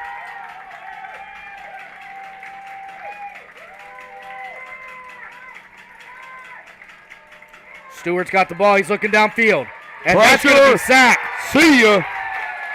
And that is precisely what you need if you are the Edgewood Warriors right there. The defense better get back on that ball. West G's coming. They still got 2 timeouts, though. Stewart and Fofana, they're in the backfield for the West Geauga. West G gonna and burn Edgewood time. called a timeout. Oh, then that should be their final timeout, I do believe. Yep. Yes, that'll be their final timeout. So I got West G with 2 timeouts, so they got them with 1. So let me make that correction real quick. So Edgewood coming out here. Their defense has been fierce all night. They've done a great job. Couple bigger plays have gotten away from them. They had that one long run. The screen pass pushed them downfield for West G. But all in all, you can't really complain about Edgewood's defense here. No, and I'm going to tell you what else. Stewart has had a couple passes that, with the right circumstances, like wide receivers not falling, wide receivers actually catching the ball, they're in the end zone. So, Edgewood's defense has played a big game tonight, but they're going to have to wake up because there's a couple times that the football gods, will say, have bailed them out. Yes. You're not kidding. All right, so West G's breaking their huddle. Edgewood's getting ready to head back out onto the field. 29.2 seconds left here in this second quarter. Edgewood with no timeouts. West G has 1 remaining. Score 7-6, as you guys see. 29 seconds and 16 yards on second down. West G Edgewood coming crowd out with a getting pretty alive. big set. Stewart is in the backfield all by himself for West Geauga. Snap is back, looking to pass. All the goes way down. downfield. He's got a man. Yep. Listen, if you keep knocking on the door, somebody's going to answer eventually. Yep. It's been there about 3 times. So West G, You're not gonna drop right 'em before off. half, takes the lead 12-7. 23 seconds left here in the first half, and West Geauga scores. Yeah.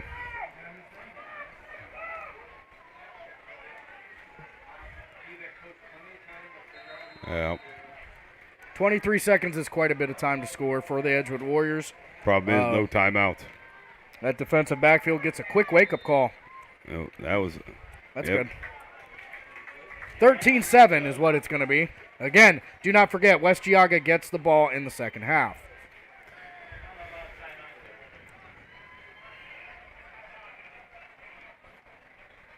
Yeah, it's a beautiful night here in downtown Edgewood, Ohio, where we're watching the Edgewood Warriors take on the West Geauga Wolverines. West G just goes up on Edgewood 13-7. I don't know if we have any more scoring updates. Let me check what I see here.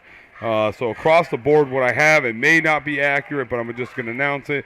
The Geneva Eagles 7, the Kirtland Hornets 30. I'll get it right one day. You got the it. Jefferson Falcons 6, Sharpsville Blue Devils 28, Lakeside Dragons 0, Perry Pirates 21 at half, Pymatuming Valley 32, St. John nothing at half, West G, Edgewood, that score will get updated. Obviously, that's not correct, and then no scoring updates on Conneaut versus Hickory. So what do you do here? You pooch it? Kill off the I don't clock? know with that his big leg. I'd want to put him downfield as far as I could, but you could get the clock running right away. But He's got a big leg. You wonder, is it an accurate leg? And they are. They're going to kick a line drive. You better tuck that ball in. breaking some tackles. All right, with 15 seconds, here comes the Edgewood Warrior offense. So do they come out and just sling one downfield and hope for the best? I don't know. Probably not. Probably going to sit down, take the kneel, and go in down by 6.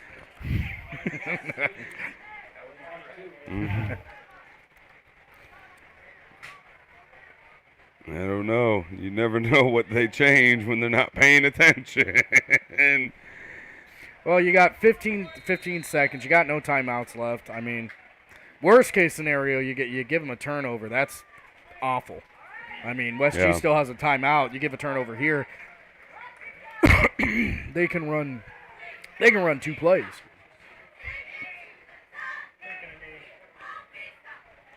Yep, looks like they're going to kneel it down.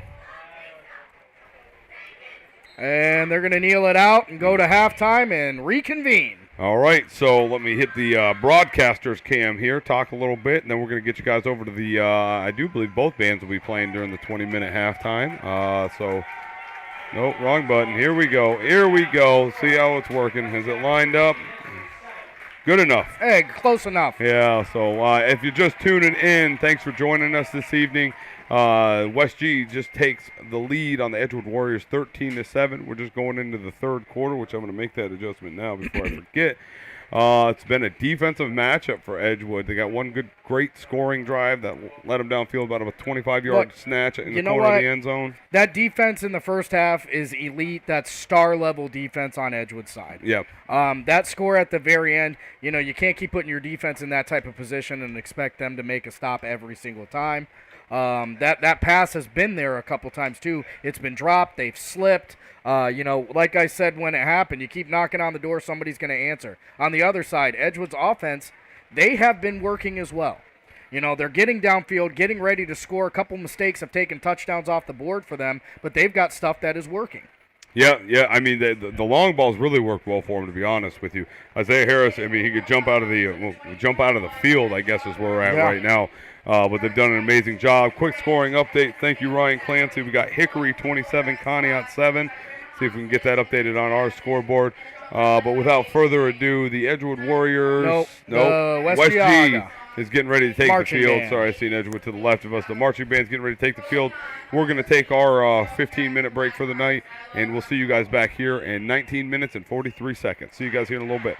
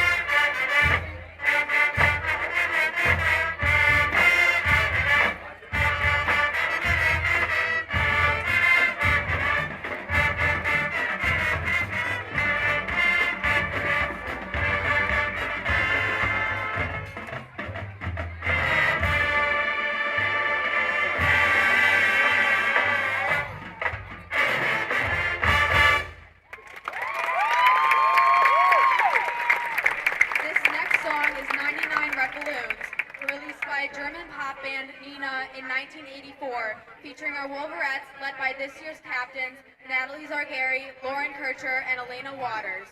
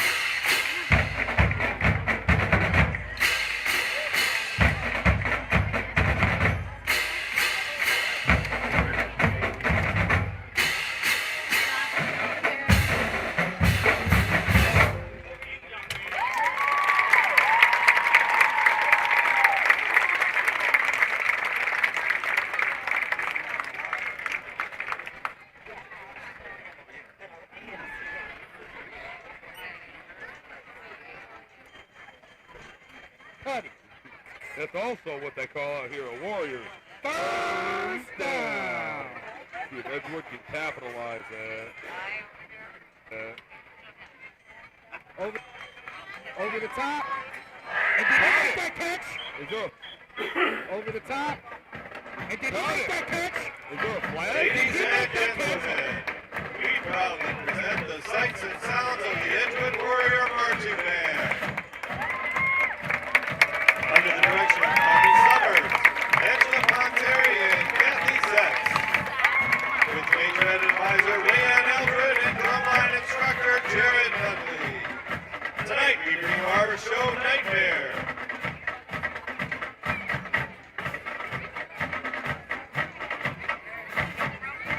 A fear of snakes is one of the most intense fears in the world. We take this fear to a new level as we feature our sousaphone section in this #1 hit by Paula Abdul, Over the top. Cold-Hearted Snake.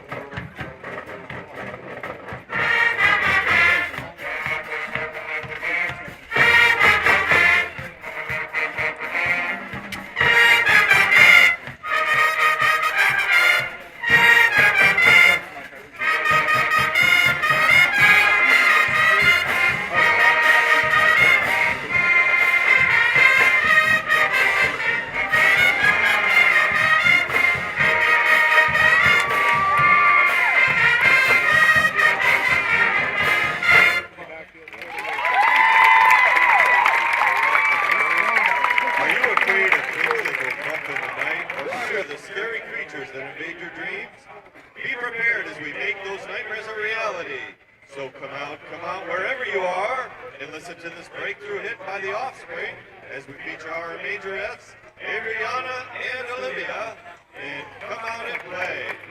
He's going to hold it. He's got a man wide open. Wide open. You got to make that tackle, though. He's going to hold it. He's got a man wide open. Wide open. You got to make that tackle, though.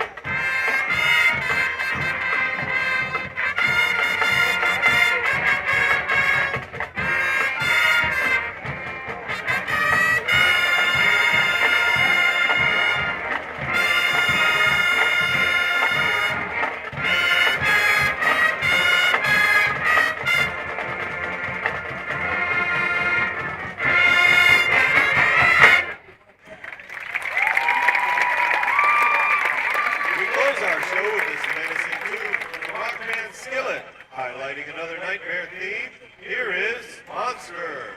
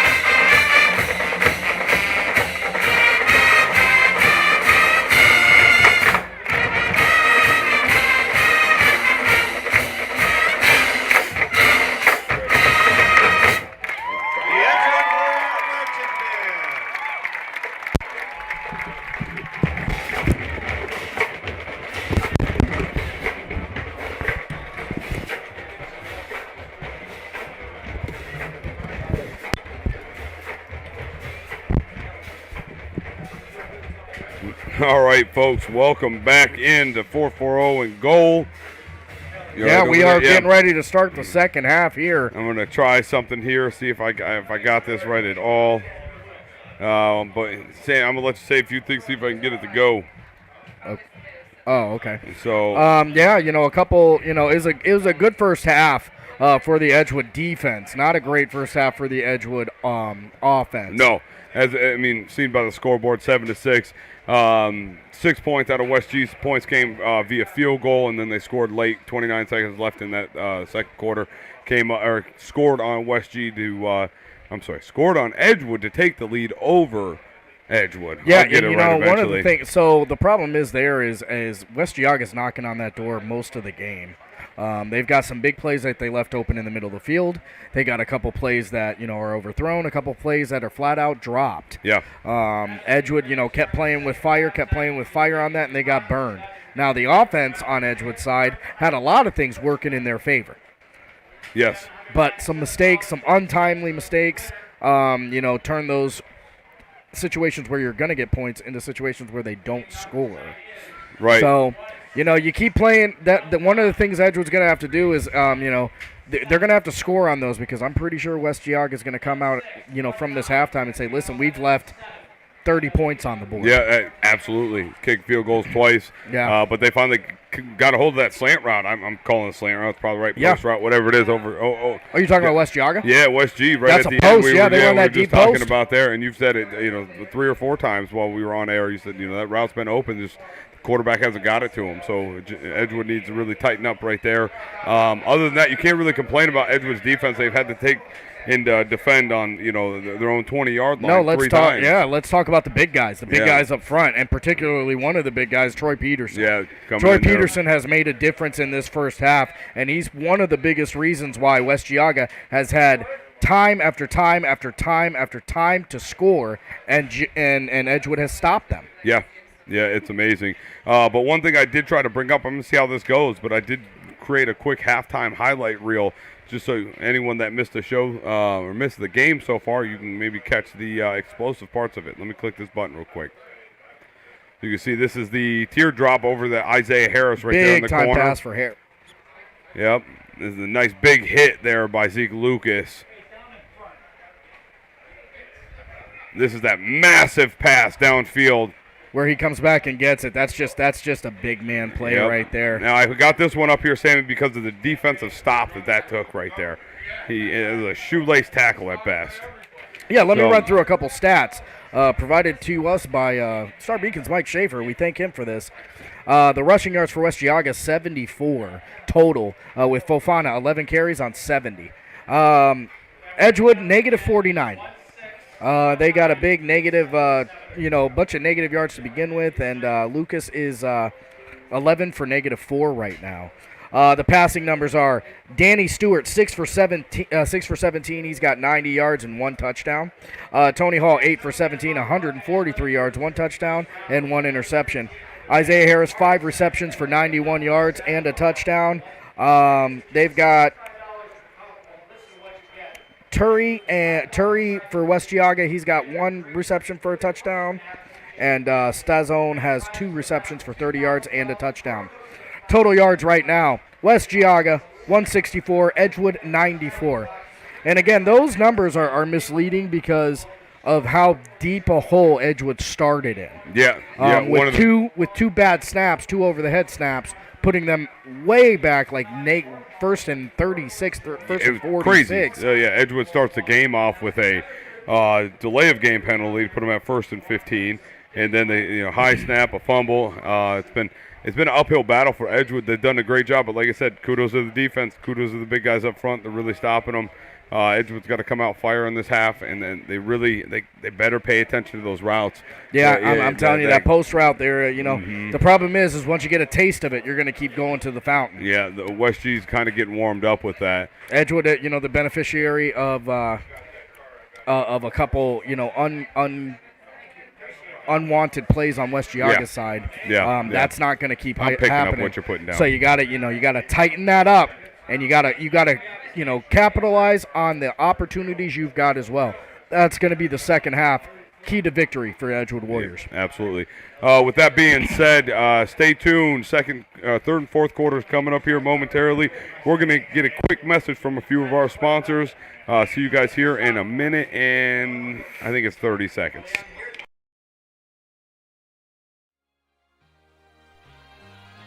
Are you a small business looking for a way to advertise locally? You have a problem? 440 and Goal has a solution. Advertise with us. 440 and Goal can create custom advertisements like you see here. What better platform than 440 and Goal to advertise with? 440 and Goal will be awarding a $500 football and $500 volleyball scholarship to a local senior this year. Getting in touch with 440 and Goal is easy. You can reach us on Facebook and Instagram by simply messaging us. Or you can also email us at 440goal@gmail.com. Don't wait, spots are filling. Again, message 440goal on Facebook or Instagram, or email us at 440goal@gmail.com for all the details.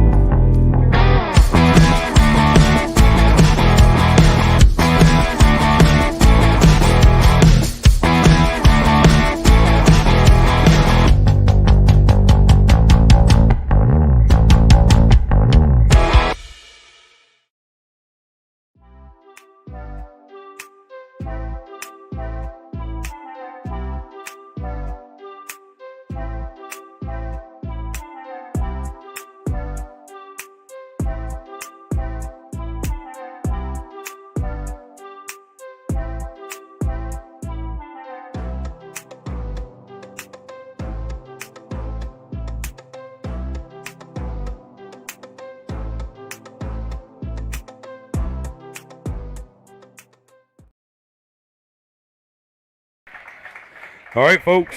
Sorry, I hit the flag button. So there is not a flag on the play, not yet. Give it a moment. Maybe there is. I'm going to update the score, but there's some updated scores down there. There is a new updated one. I think it's Jefferson 21. Sharpsville 28. But and the Falcons on the comeback trail. Doing the same thing they did last week. Let's just see if they can finish it this time. They can finish it this time, yep.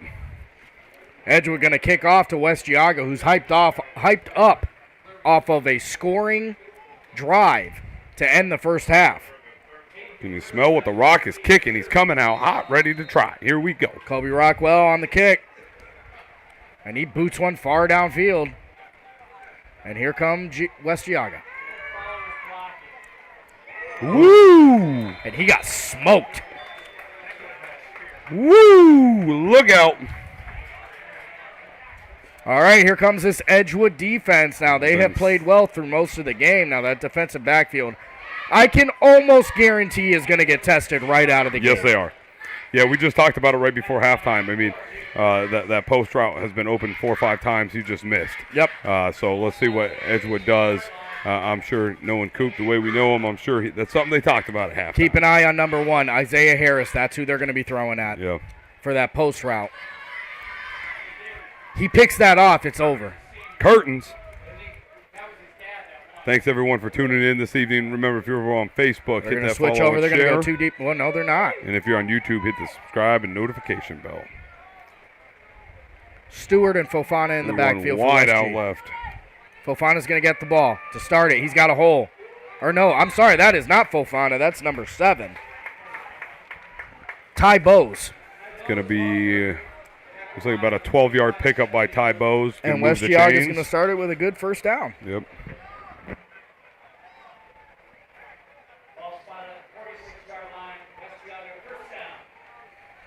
I don't know about that. I don't know about that. All right, let's see if Edgewood can pick it up a little bit. Ty Bowes is a very shifty running back, we're finding out. Number 5 going to go into motion, and they're going to go right. Nope, that's Stewart. He's holding it. Got a man. Oh, boy. Cuts. Oh, boy. Big hit. Big hit, but that's going to be good for a West Geauga first down. Moving downfield. And West Geauga feeling good in that passing game. Look for it to go until they stop it. We talked about it.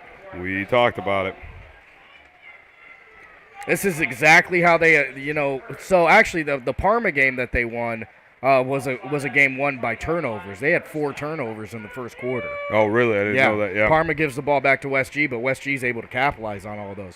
West G can pass the ball. When that offense gets going, it's hard to catch up. West G lining up on, looks like Edgewood's 20-yard line. Man in motion. They're going to give it to, that's Fofana. Man, he is fast. Or no, it's not. That's Bose. Going to be a solid 5-yard pickup for Boast. And I'll tell you what, they covered a lot of ground very quickly. Yes, they did. Very, very quickly. That Edgewood defense has been tested time and time and time again. They're going to get wore down.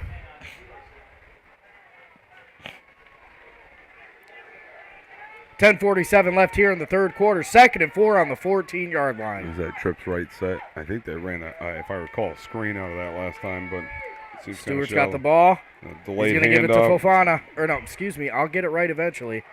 It's Bose. You can't have Fofana take all the carries in the first half and then just switch it on me like that. I think they just did. That's going to be enough for a West G first down. Yeah.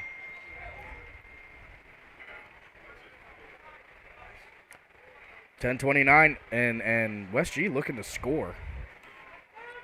Quick scoring update. Thanks, Kevin. Perry 29, Lakeside 0, 3:11 left in the third quarter.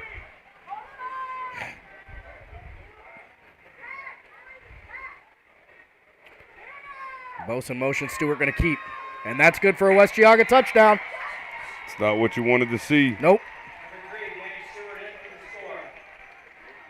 Biggest question is, how is Edgewood going to come answer? Yeah, the offense is going to have to, they got to put points on the board here. This is where the game can get away from. Yep.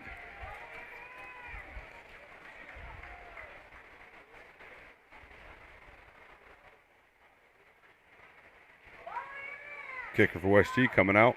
Big leg on this kid. Stewart's going to be the holder. I don't think you're going to fake. I mean, you got a kid who's pretty good at kicking the rock, and that's good. Yep. Making the new score 20-7. The biggest question now is how is Edgewood going to come out and respond to that?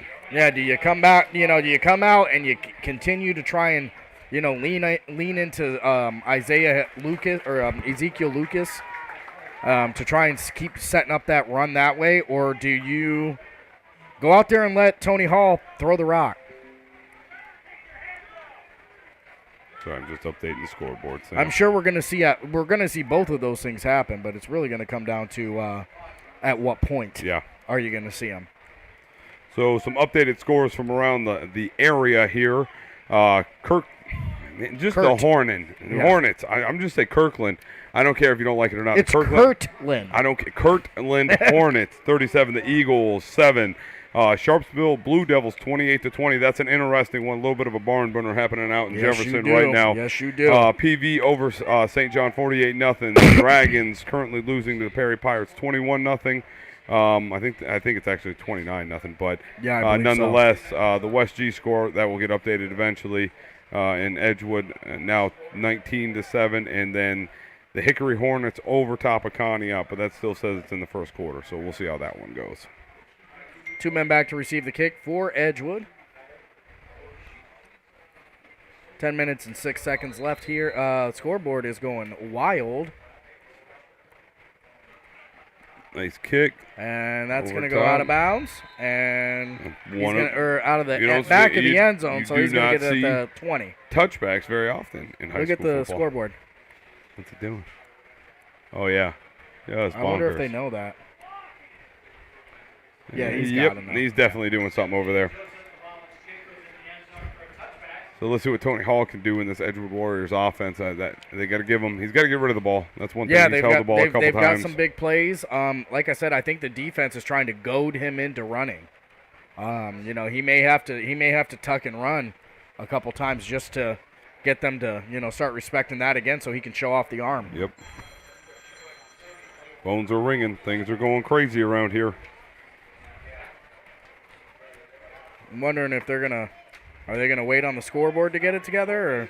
Yeah, as long as the time's right, that's really what matters. Everyone knows the score.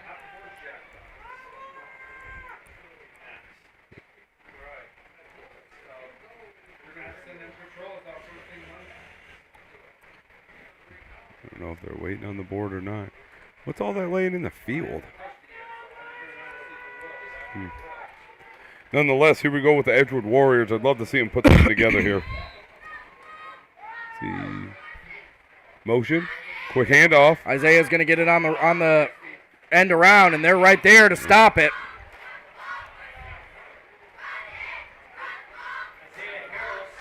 $9:58 left here in the third quarter. Not much going there. Maybe trying to get the ball in the hands of their playmakers is what Edgewood's doing here. Yep, it's about a loss of 6, roughly, bringing up a 2nd and 16.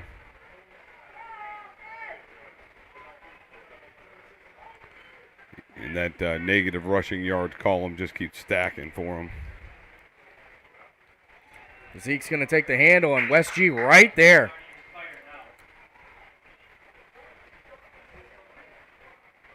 Maybe a 2-yard pickup. Not much going there. And that St. John PV game is final. Look out, Tony. Throw it. And they're going to take a big sack there.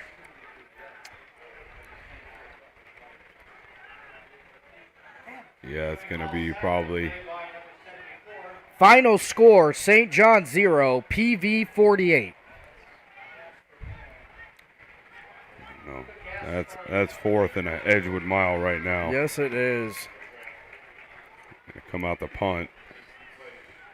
It's like that number 7 for West G's in the back there to receive. And that's a decent punt. But that is going to go out of bounds, and West G's going to take it on the right side of the 50. Yep, but they've been doing it all night. Except less the interception by Tony Hall. That was But a touchback. the difference here is this offense is alive now, and it's awake. Yep. This is a defense that keeps getting tested.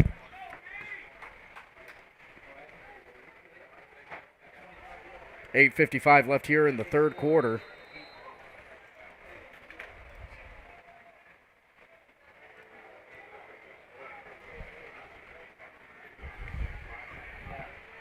What?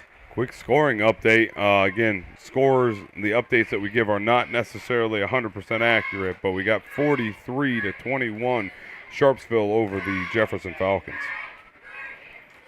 And they're going to do a double pass. He's going to get smacked here. That's fumble.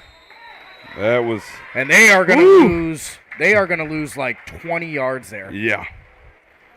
That. So one of the things that we had heard about West Geauga is they do plays where there's like 50 different changes. The ball changes hands like 50 times. I'm kind of believing that. Compared to what the punts have been, that is not. Right.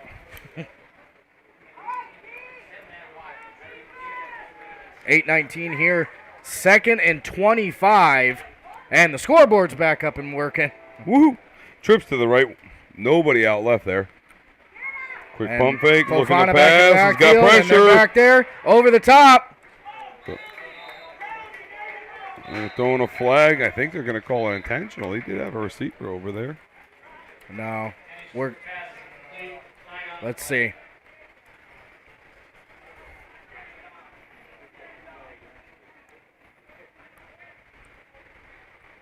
Are you going to signal it, or what are we doing? That's about the only thing that it could be, right? Maybe he's looking for the player.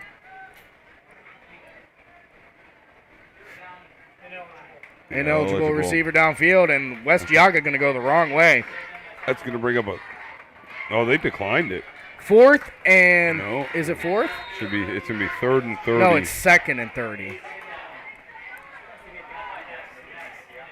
Shouldn't it be 3rd and 30? It should. I thought. Got him at 2nd and 30. Stewart's back. Looking downfield. He's going to let one fly. Interception! And that is none other than, that's Cunningham. Christian Cunningham making another big play for the Edgewood Warriors there. And they got a turnover belt, and that's the first person who's going to get to wear it tonight. Yes, yeah, it's good to see that little spark, but we got to get this offense going. Now this offense has got to get in the end zone here. Game is not out of hand at all. 7:55 left remaining in the third quarter here. Edgewood just got to come down and get something going. 20-7 is the numbers right now with 7:55 left. Now Edgewood's going to take that on the 9-yard line. Again, not great field position, but you have the ball, they don't. That is correct. Hall's going to back up. Oh, no. No. And they saw that coming.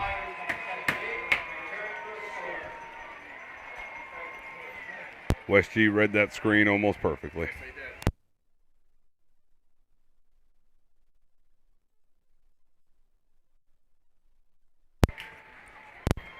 Not what Edgewood was looking to see have happen.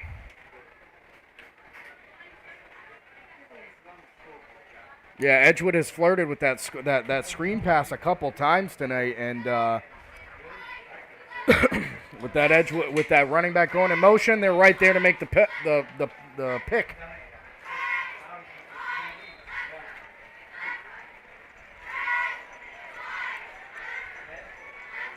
All right, Edgewood's defense again makes a big play.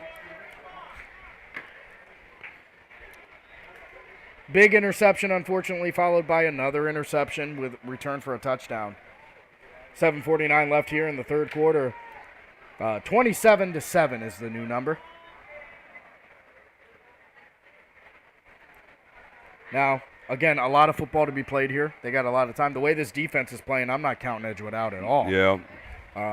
Unfortunately, the offense has not scored since the first quarter. Some tough sledding. Tough sledding. They had a couple good big plays, but sometimes, you got to dust yourself off and get right back. This game, again, not over. This game is not over at all.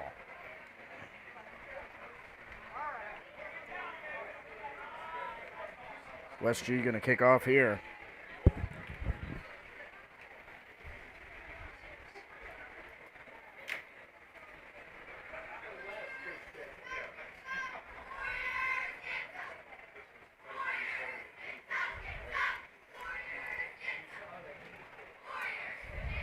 And this kid's got an absolute mule or a leg of a mule.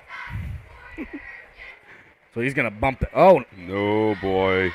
They did that to him. Edgewood get it? So Edgewood going to get the ball on with good field position here. Kudos and, looks like number 2 for having a heads-up play right there. They're trying to make a play, so Edgewood needs to make a play here. That's number 8 with a heads-up play. Or did it not go? Oh, okay. So they're going to get another shot at it?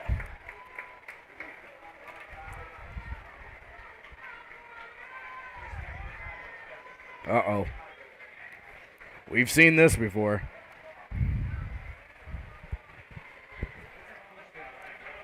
That front line has to have their head ready to go.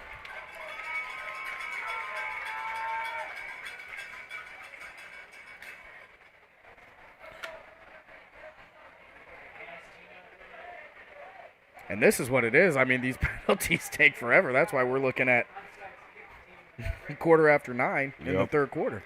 Yeah. There's games that are final, like Kirtland Hornets and Geneva Eagles. 37-7. Yep. Still no updates from Conneaut versus Hickory. Obviously, our score 27-7. Lakeside, I think that's an update too, if I'm honest. Another final is 48-0, PV over St. John. And he's going to boot it all the way downfield. And don't forget, see, you got to field that. Oh, no. Yes. Oh, no, that is not what you want to happen. Edgewood again with terrible field position starting.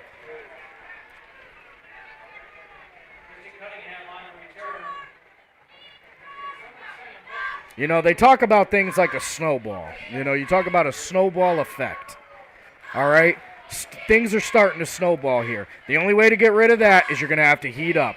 Because right now you've got a couple bad plays, a couple missteps here, a couple bad steps there. You're down by 20. You can still get into this, but you got to get it together. Yeah, it's been tough sledding for the Warriors. No other way to put it. That's a special teams mishap right there. Yeah. You got to know where you're at on the field. Tony Hall in the backfield alone. Tries to get outside, nothing. And that jet sweep gets grounded very quickly. I think that's going to be a loss of about 2 as well. They are going the wrong way.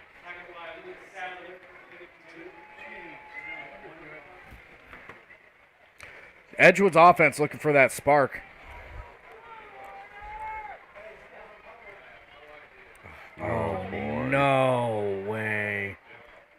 Yeah, that's going to be it's either a safety or a touchdown. Or a touchdown. Got to peel away the layers like an onion. Touchdown. Safety. Oh, safety, sorry.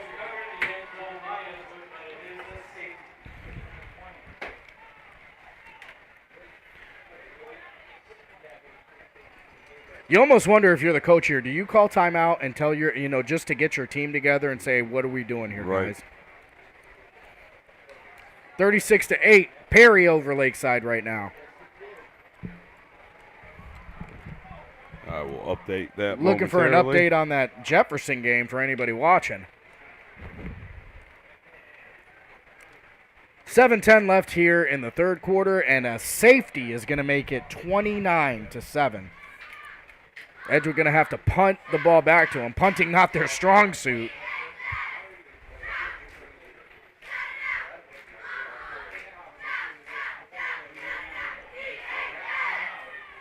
This is the tale of two halves because I'll be honest with you, outside of that last play, Edgewood was kicking their butt. Mm-hmm. I mean, going into in the first half. Going into the first half. 13-6. Defense had a great stance, but I mean, at this point, the defense is probably just getting tired. Well, yeah, you can't keep your defense on the field that much. You know what I Right. mean? Offense has got to step up. We got to make some plays.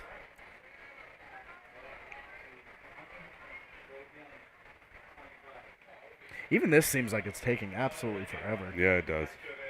Like they are, the refs are not hurrying these teams along at all.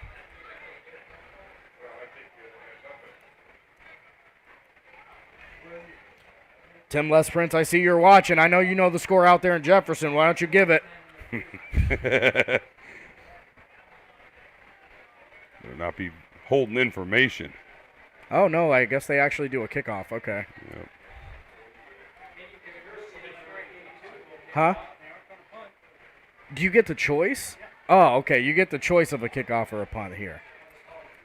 Well, thank God for that for the Edgewood Warriors because the punt game is they're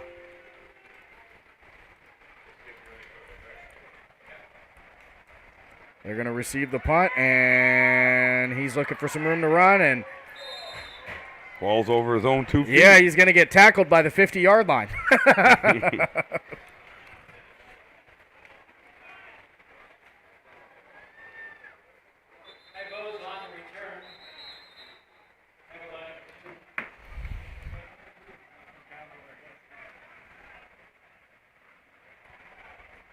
Who is this? Who is this? Because that's not going to fly. That's not going to fly at all.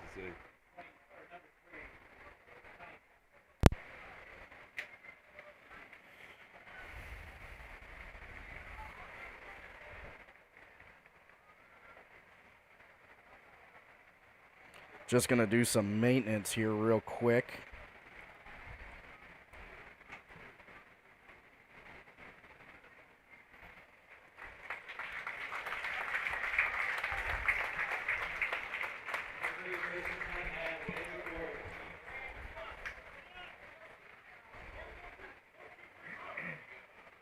All right, so Edgewood defense coming back out on the field.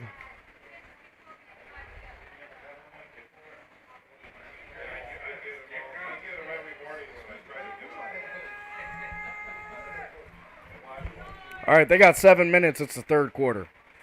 Edgewood back on defense. Edgewood's defense is going to be called upon again to make a big play here.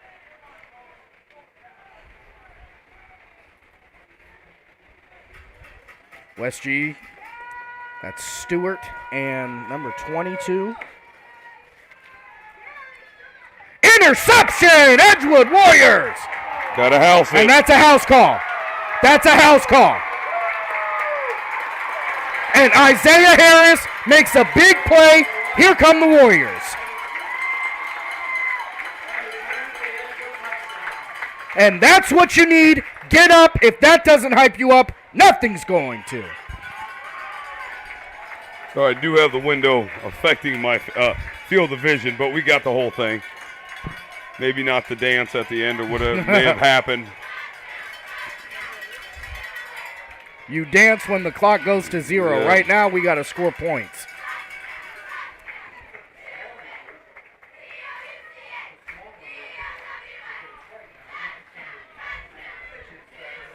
He was out there just waiting for it. Yes, he was. They timed it just like West Geauga timed it. So, interception for return for a touchdown. We are going to wipe those away.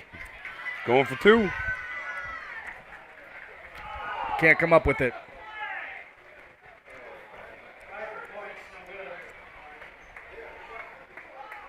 (13-29). That's going to be your new number, 650, after a huge defensive play by the Edgewood Warriors.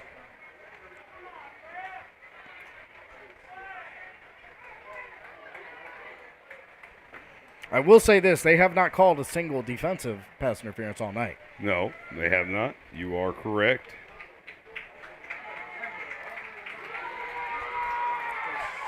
Now the Edgewood Warriors showing some life here, 13-29. Guess who comes back out onto the field? Back to the defense. Back to the defense. Back to the defense.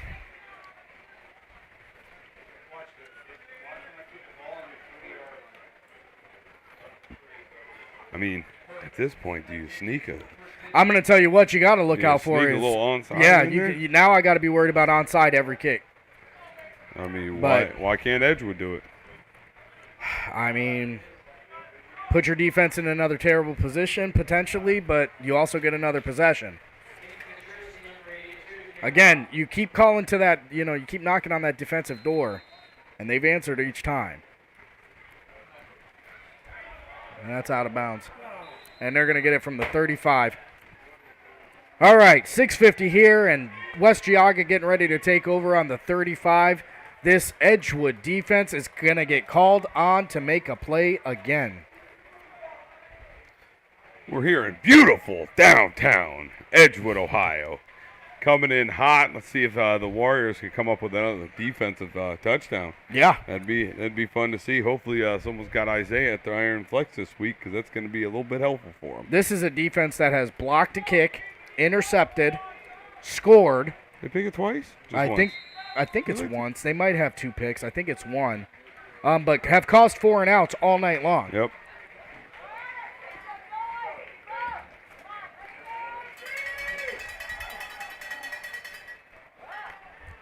He's got room to run. Oh, no. There he is, gone. You ain't catching him. And he's gone. And West G answers right back with a little bit of madness of their own. Oh, you can't try to tackle by a jersey. So West G answers right back. Right back. And, this is a defense that's just tired. That's all this is to it. This is a tired out defense.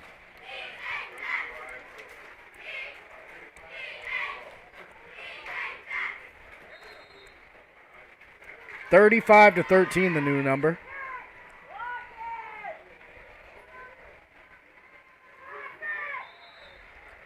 Again, folks, we're only in the third quarter. A lot's happened in about the last 10 minutes. Yeah. Yeah, it has. Yeah. We've played an entire football game in 10 minutes here. And Edgewood looking again for another spark, and I feel like, I feel crazy saying this, but they just keep looking to the defense, you know? That defense is tired, and you can see it there. They're much better tacklers than that, but you definitely cannot bring that kid. You definitely cannot bring that kid down by his jersey. Yeah. Got to wrap up. Well, let's hit him with a quick message from a few of our sponsors.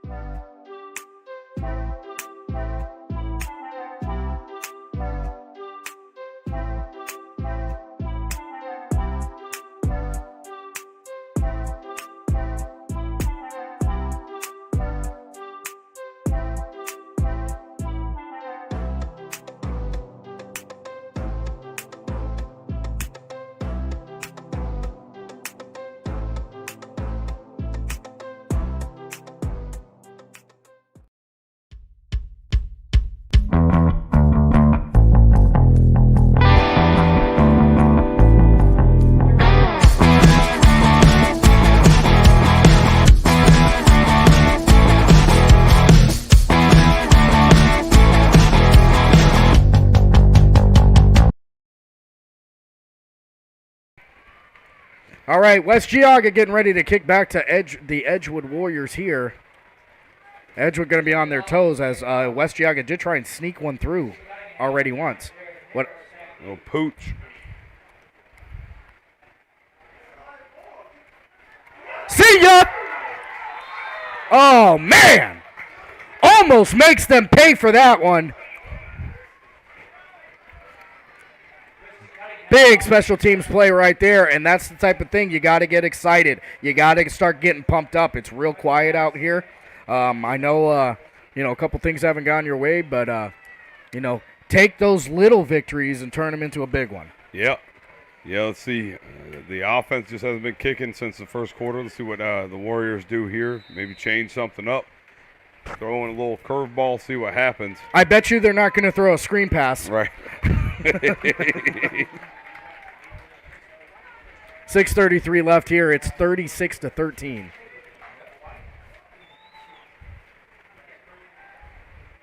And I am wrong. They're going to throw a little flare. Number 6, he's got room. That's Curry. Good for an Edgewood Warriors. First down.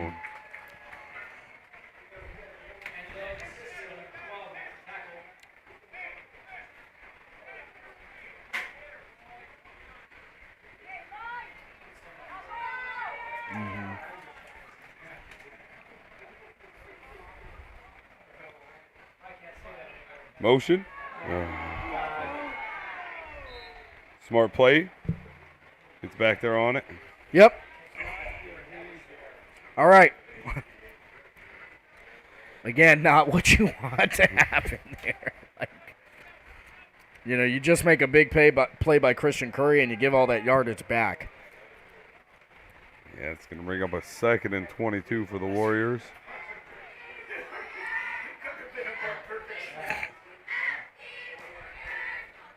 Hall in the backfield. Looking, and he's going to throw one way downfield. Got it! Oh! Nope. That's a good pass defense there. That's a nice throw, though. That's a nice throw. He almost comes down with that. 3rd and 22. 3rd and 22 coming up.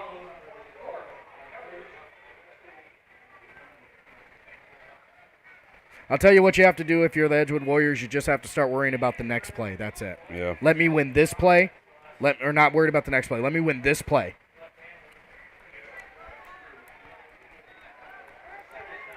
He's going to tuck it and run it back to... Give him about 2. Yep, 2 yards there. Brings up a 4th and 20. When you're down like this and it just starts to feel, you start worrying about, okay, I'm going to win this play. And then after you win this play, you try and win the next play. And you keep doing that and take it one play at a time, and you can get yourself back into this game.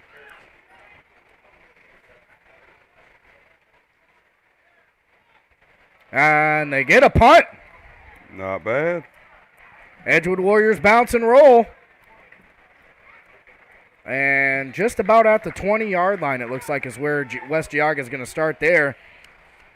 And this often tested defense back on the field. Yeah.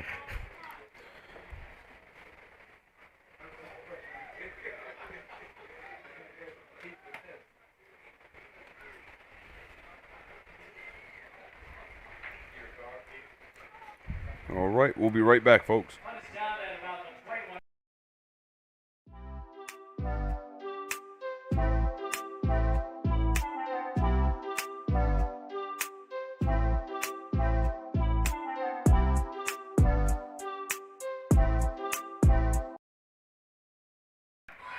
All right, here we are.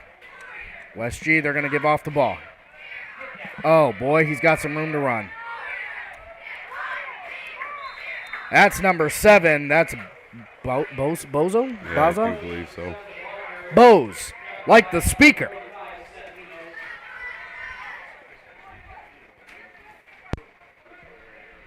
$30.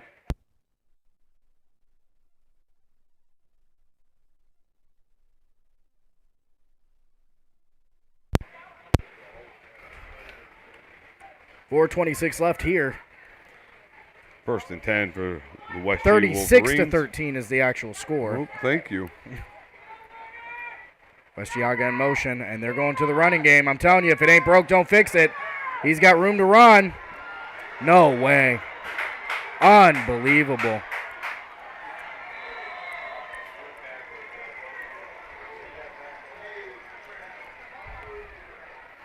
He just lowered his shoulder and said, come get me. Well, Ryan, you love halftime adjustments, so they must have had halftime sponsored by Belco or Balco there. Or they got some of that Space Jam juice, because this isn't the team you saw in the first half. That's for sure. Yeah.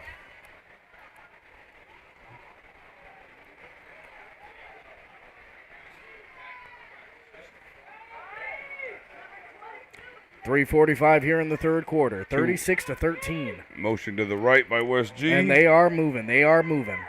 And the Warriors going to stop that where it starts. I'll tell you what, this is not a very big team size-wise. They've got very small, petite running backs. But the thing is if you don't hit them in the backfield and they get a couple steps on you, you got a problem on your hands. Yeah, it could be curtains. Oh. And they've got 2 of them. So got an injury on the field. We'll be right back. Hear a message from a couple of our We're going to start calling this a cramp break.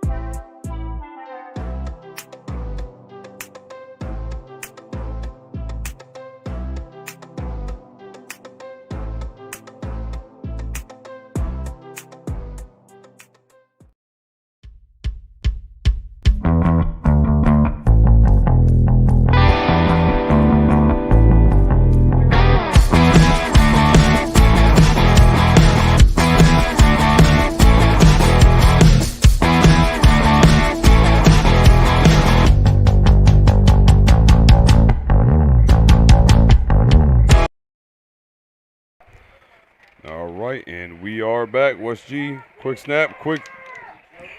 Man, that was a play. Yep, he's got room to run. And that's going to be good for another West Geauga touchdown.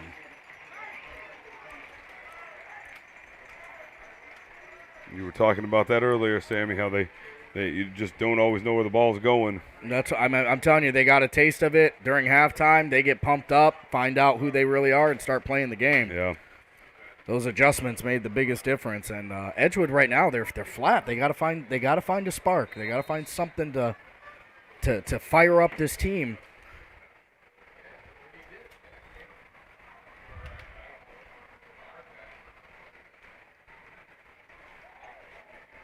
West Geauga to kick,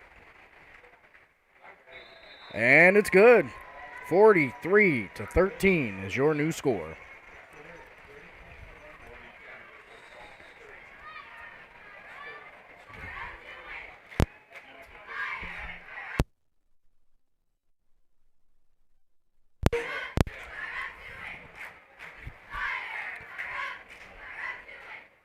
So that's 30, actually. No, it's not. 23, 24. Yeah, it's 30.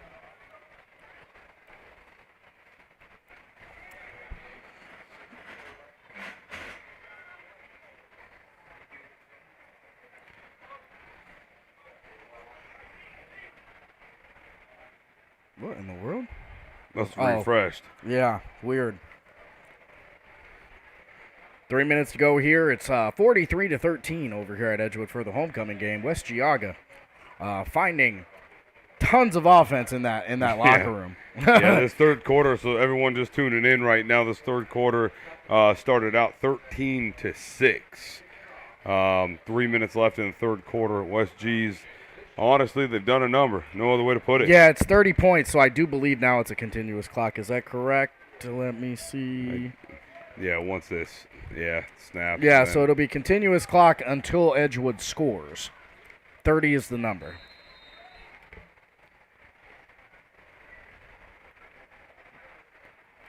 Snags it out of the air. Kick, nice little pooch kick, and he's got room to run. Breaks one. Gets off another. Nice little return there by number 4 on the That Edgewood is Jacob Warriors. Ernst.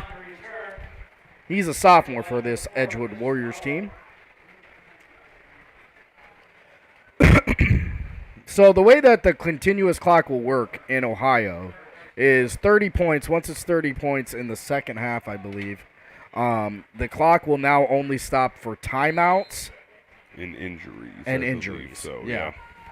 Edgewood coming out, tightening up the formation here.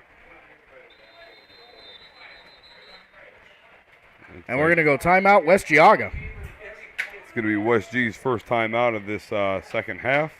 With that, good opportunity for a quick commercial break.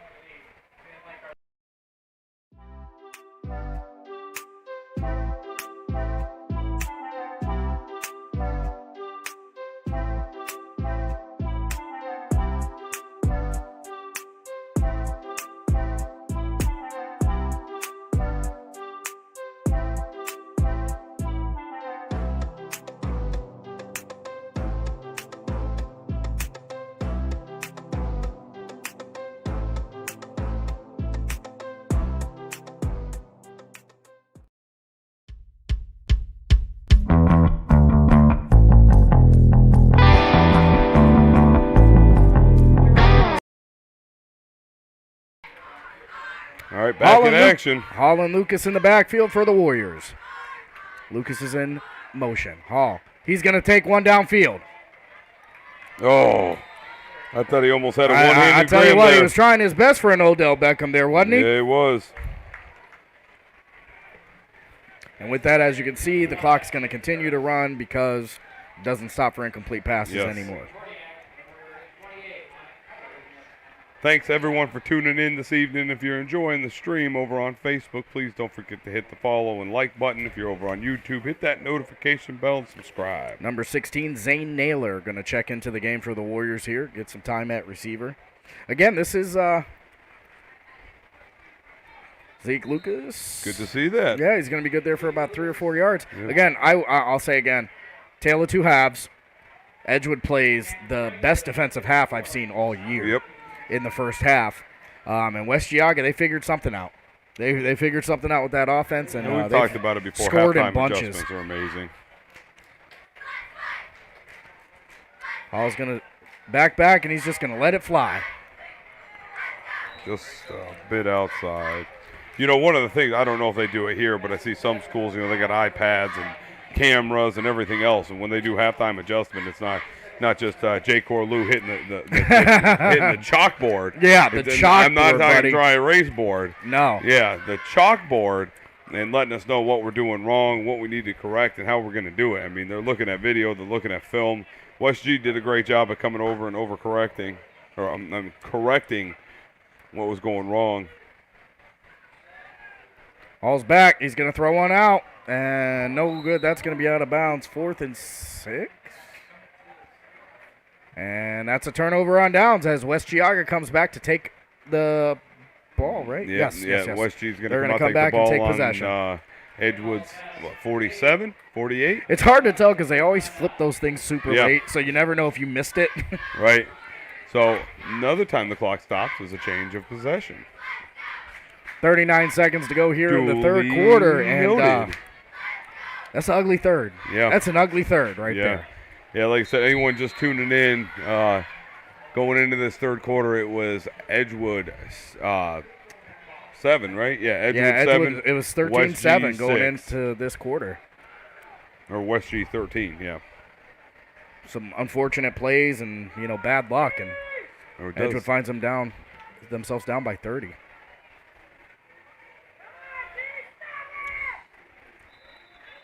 Going to be number 34 going to be on that carry. 7-yard pickup, or I'm sorry, a 3-yard pickup. That's Ethan Bartlett on the carry for the Edgewood Warriors. Bringing up a 2nd and 7, and that will officially be the end of your third quarter. At the end of the third period, as you guys see, West Geauga 43, Edgewood Warriors 13. We're going to hit a quick commercial break, and we'll be right back for the last quarter.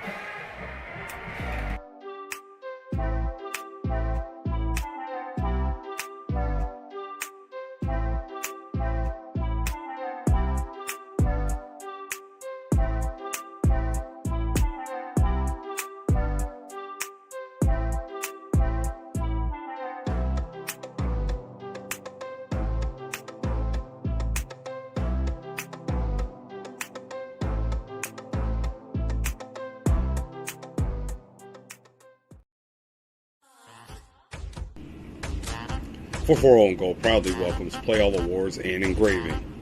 Awards, they do them all at Play All, from trophies to plaques to all other things celebration. Play All has 2 on-site laser computerized engraving machines as well as thermal imaging equipment. Play All has been locally owned and operated since 1993.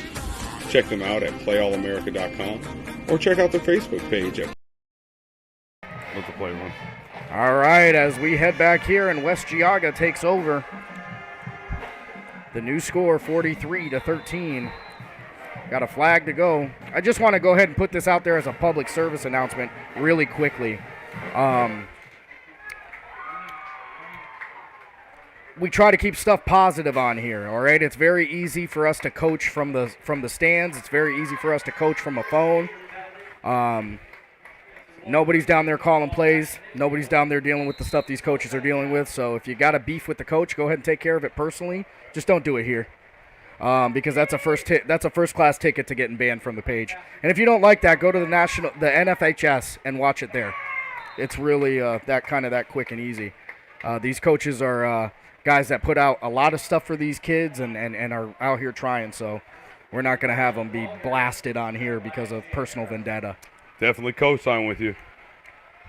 Few things the NHFA needs, though, is your credit card number to watch. Yeah, just so this is everyone free. knows. Yeah, this is free. So But, yeah, moving on. Yeah. Last time we'll talk about that. Yeah. Freshman, 6'3", 52 is the freshman, 6'4", 250. Looks like some of the younger guys going to get a look here for West Geauga. Yep. 10:30 left here in the fourth quarter. It's going to bring up a fourth and about 6, it looks like. Yeah. Unfortunately, there's some weird stuff going on the scoreboard, so that's Sure why is. I'm delayed. Yep. Maybe the scoreboard was drinking a little of that Space Jam juice. That's what it is. That Space Jam juice got in there, and it got everything all wonky.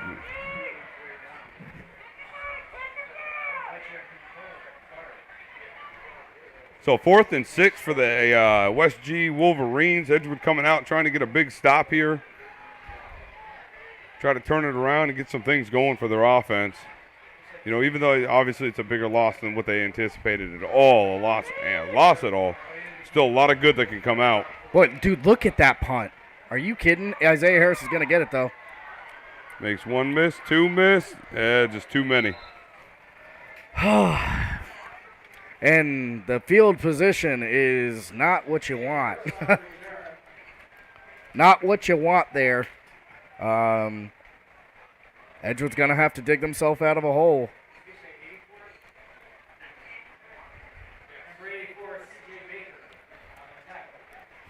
Is that the 4-yard line? Am I reading that correct? Yes, you are. No, 3-yard line. 3-yard line. 3-yard line. Sure. So 1st and 10 on the 3-yard line, and Edgewood can certainly make a big play here for some morale. 2 wide receivers right, 2 to the left. Running back in the backfield behind the quarterback. Running back goes in motion. Quick screen pass out to the running back. And Makes- that's Zeke Lucas. He's going to get A yard, maybe 2. over or- here. It's Oh, very hard because yeah. of the angle. They're going to give him about a yard on that. It's going to bring up a 2nd and 9 for the Warriors.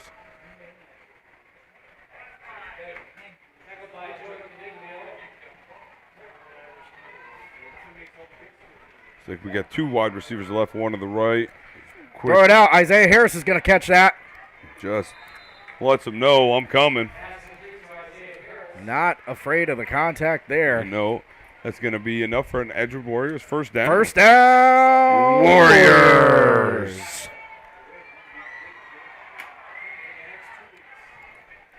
Edgewood going to their hurry-up offense here. Looking for the play call in.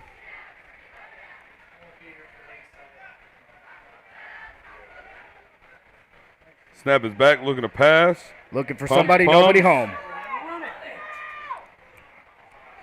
That's going to get blocked out of bounds. Yeah, so actually let's do a little bit of that and talk about what we got going on here. Coming up next week, we are going to have the the Geneva Eagles The Eagles. versus the Orange Lions, which I Orange told you. Lions. I don't know how they're not the Orange men. That's like the biggest waste of high school name ever. They're going to be playing Geneva at home for their senior night. You guys are also going to want to tune in to our Tuesday show as we do a recap of the week. Big arm, big arm. Oh. In and out of his hands. He's putting it there, though.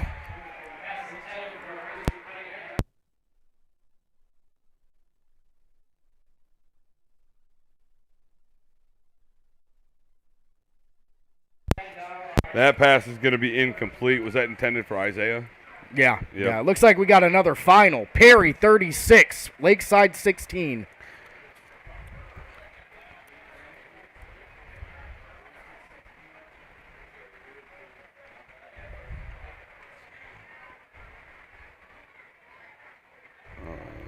I don't know what happened there. Little QB keep on a third down? some sleight of hand. I'm not sure. It's going to bring up a 4th and 10. 4th and 10. And,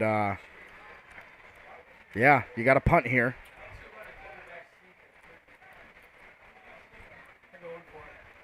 They're going for it. Nope. Oh, No. and it gets blocked.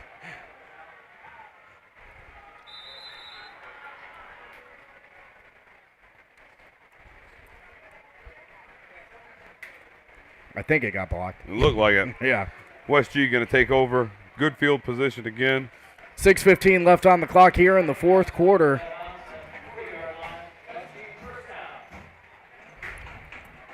Edgewood homecoming, not the way they planned. No, you got to look at the positives. I mean, you got a young quarterback here. They're trying to put it together a little bit. And he's coming out, second game of the season. Big win last week over Orange. But simply put, he's a sophomore, second start. He's going to have his bumps and bruises. We talked about it before the game. They're going to come. We didn't want him to come right now, but they're going to come. But he's going to get better. Number 42 getting some younger guys out there, and he's going to break that tackle. It'll be about a 7-8 yard pickup for that young man from West G. That kid's name is Jackson Chichella. Chachella.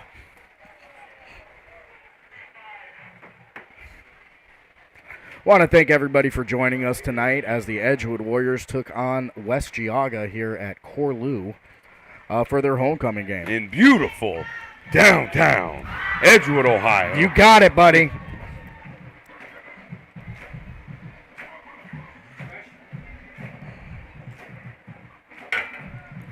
Yeah, that's going to be a nice stop.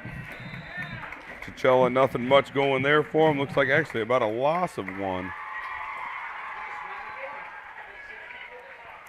Yeah, I assume, Edgewood's still playing. You got to keep plugging away here. A score would be good for morale. That's for sure. Yeah. West Geauga, on the other hand, knows that if you keep them from scoring, this game just gets done that much quicker. That is true. Looks like we do have a final out of Conneaut. That's the first update I've seen, but it shows 41-8 Hickory over the Spartans.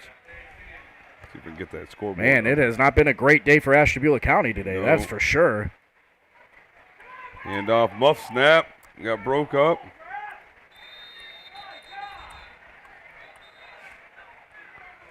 Thank you, Dawn, for the compliment. Appreciate that. We don't take those lightly. No, we don't. We appreciate every single one of those. We love it when people talk about us. If I'm honest, I'd be lying to you if I said anything else. No, we appreciate everybody for their support and ask for you to continue your support throughout the year.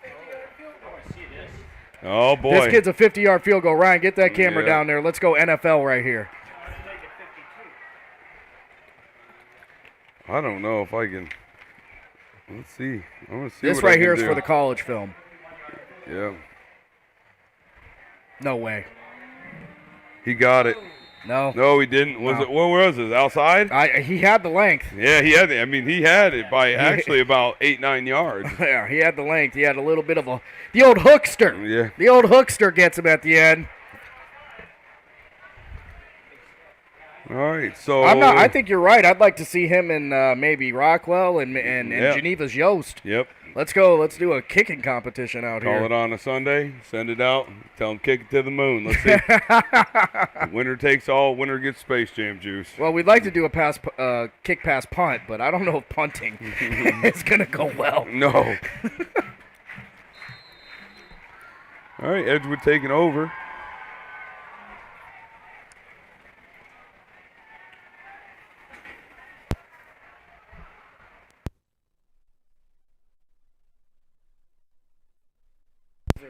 Oh, is it? Yeah. Scrambling, rolls out. Got him in. Complete. And that's going to be another catch by Isaiah Harris. 3 minutes here in the fourth quarter. Again, if you're Edgewood, you got to, you want to try and get on the board. It's good for morale. Something to be able to go home on.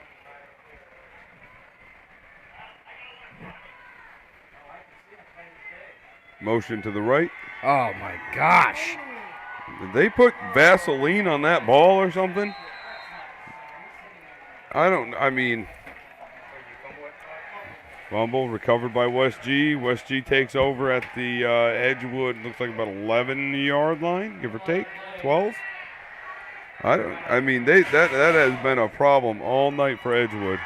Yeah, all that night. has been a problem all evening. Listen, it's a tough day. You're not always on the other side. You know, sometimes you're on the other side of this score. Yeah. You know, you got to take some L's to give some L's, and everybody you learn from every single one of them. It hurts a lot worse when you were so close at the beginning and it comes out, but that's okay.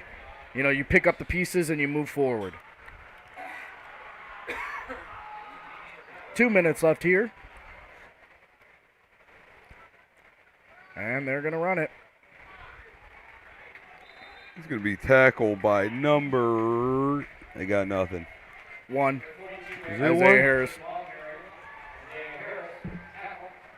Man, I thought it was number 25. Don't forget to check us out on Tuesday when we do another Week 5 now. It's going to be a Week 5 recap. Wednesday. Oh, excuse me, Wednesday. Thank you, Ryan. Right. So Wednesday for What's the week. going on Tuesday? Don't for do the this Week to 5 me. recap on Wednesday night at 440 and goal. Facebook.com/440 and goal. YouTube.com/440 and goal. We want to thank everybody for taking time to check in and watch this game with us. And did they score again? Nope, they're going to be just short. They are just short.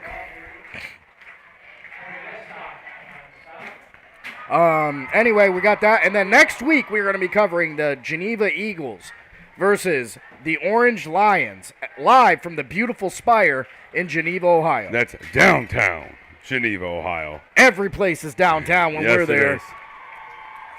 Doesn't matter.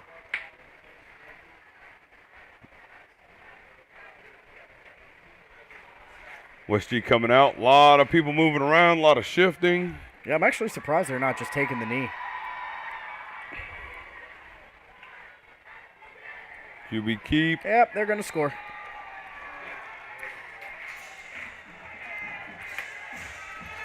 Good for them. They get to be the big man on the hill this week, as last week Kirtland did this to them. So, yep. You know, you take it, you learn it, you move forward. Thanks again, everyone, for tuning in. Again, if you're on Facebook, hit follow and share the stream. If you're on YouTube, subscribe and hit that notification bell.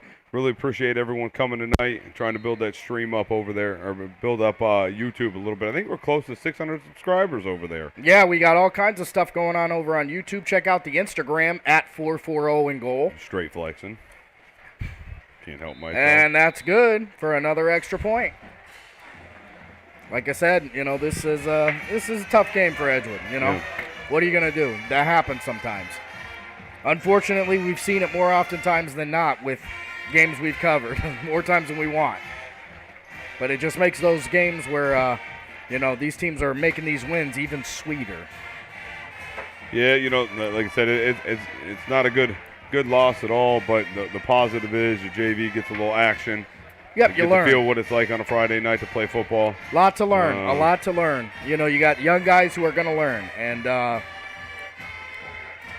you did some things very well. You did some very good things tonight if you're Edgewood. You did some things absolutely piss poor as well. Right. No ways around that. So I'll tell you what they will be working on. I'm going to go with punting. Punting. Somebody's got to learn to kick that ball. Right. And handling the snap out of the shotgun formation is probably another thing. Coach Corlew used to say, go play soccer. I guess we're going to have to go to the soccer team and get us a kicker. Right.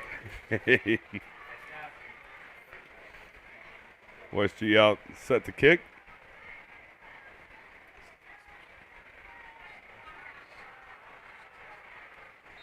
.47 seconds left here in the fourth quarter. And they kick a junky kick and let it go out of bounds. Good for them. They'll take it from the 35. That is a flag on West G, by the way. Yep, we'll take it from the 35. West G still digging in that playbook.